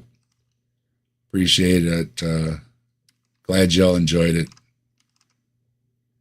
Like I say, these things are not to be taken seriously in any way, shape, or form. These are some of the worst of the worst.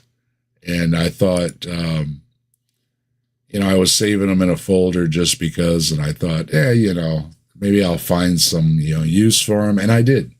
And it's called the Night Watch. So similar to what I do with Saturday Night at the Atheist, I try to find some of the worst stuff out there because, covering all the things. And I do serious videos too. We do serious stuff. But some of these, it's just silly. And I'm going to tell you it's silly because I really don't think some of these videos are worth the time to even make a response video. And that's why I didn't. I just popped them in here and said, nope, you're wrong. This doesn't make any sense. You make a 13-second video and change my mind where you don't say anything. How do you respond to that? Other than doing it like I did. I'm going to pop it on here real quick. And I'm going to say, especially like the first video of tonight, Hamza, you were wrong. And that gives me great joy because he likes to call everybody a dum-dum. And you were 100% absolutely wrong in your video. So, and the guy you were talking to was right, and you basically called him a dum-dum. So I think you owe him an apology. I think you're not a big enough man to do it, but you should really give him an apology. Maybe if I ever go back on your show again, which I don't think I ever will, I'll bring it up. But I was on the Hamza show. I've been on three Islamic apologist channels. Come on in, give me your arguments. And it's like, okay, so I do, I'm not the best at it. I don't have all the best arguments. I just say what I have to say and what I think. But yeah, I've gone on there. They invite me, I go on. I'm not, I don't like being called the keyboard warrior or something like that, or calling me out in the chat or something like that. And it's like, I'll go on. I will. And with that, thanks everybody for joining me. Thanks for the new subscribers tonight. Welcome to the channel. Thanks for the new members. Welcome to the channel. And don't forget, we will be back for Saturday Night at the Atheist this week at its regular time, 5 p.m. Eastern.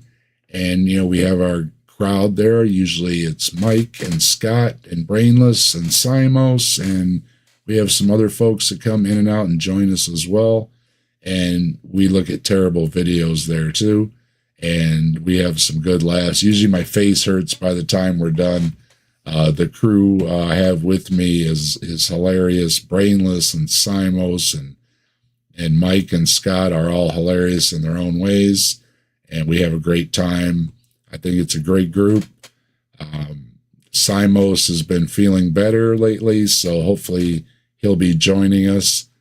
He makes a great addition. He's got his own sense of humor, and he's very learned, as well as the other folks that join us, as well as, we get perspective from different generations and people from this country and in other countries. So I think we have a pretty good mix on the viewpoints on Saturday Night at the Atheist. And it's also open. We had a believer on, we opened it up, brought him on.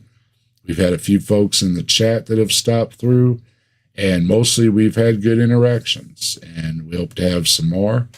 People stop by, ask us questions. We try to stop what we're doing, put the question up, and answer it best as we can. We're just a bunch of regular folks. Our answers are often just from regular folks. You're not going to get a big fancy philosophical answer. But like I often say, if you want to talk to some atheists, just atheists, not scientists, philosophers, all this, just regular folks that are atheists, that's us. And I've been inviting a lot of folks to stop by, especially theists that bring up these atheist issues in videos, comments, or if I run into them in streams, I tell them, we got a bunch of atheists. You can come to talk to us and maybe get an idea that all the things you're saying are straw men, they're wrong, and that, like I point out, a lot of things, believers, non-believers, we're just all trying to get through life. We sleep, we have breakfast, we have lunch, we have dinner, we spend time with our families, we work, we have family events, we go to concerts, we have hobbies. all these wonderful things. And you've got this small little difference about some mythology that causes so many problems in the world. It really needs to stop. I mean, seriously, it's over mythology, and we're causing all these problems in the 21st century. I think I about had enough. The rest of us have too. So with that, peace, everybody. And I am gonna wait a minute. Let me try that again. See, that's where I need my producer. Okay, we'll try this again.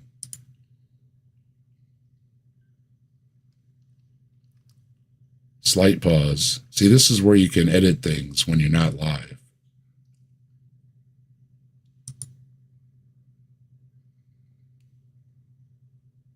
All right.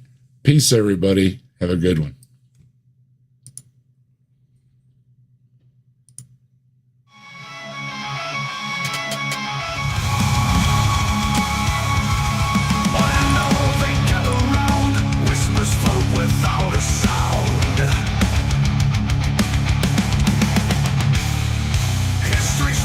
Tales of lore knocking at the captive dash's door.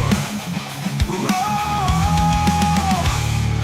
legends live within these walls, silent echoes in the halls, books and stories on the floor, knocking at the captive dash's door. Oh, captive desk, hold our dreams, where reality and no myth seems. In conversations quiet flow, the mysteries untold will know.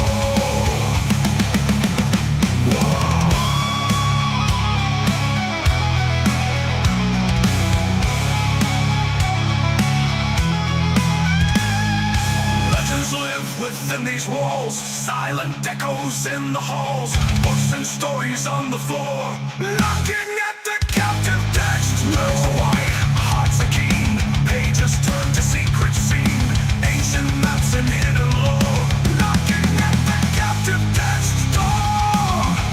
Oh, captive desk, hold our dreams, where reality and no myth seems. In conversations quiet flow, the mysteries untold will know. Here we sit in wondrous grace, as the stories find their place. Whispers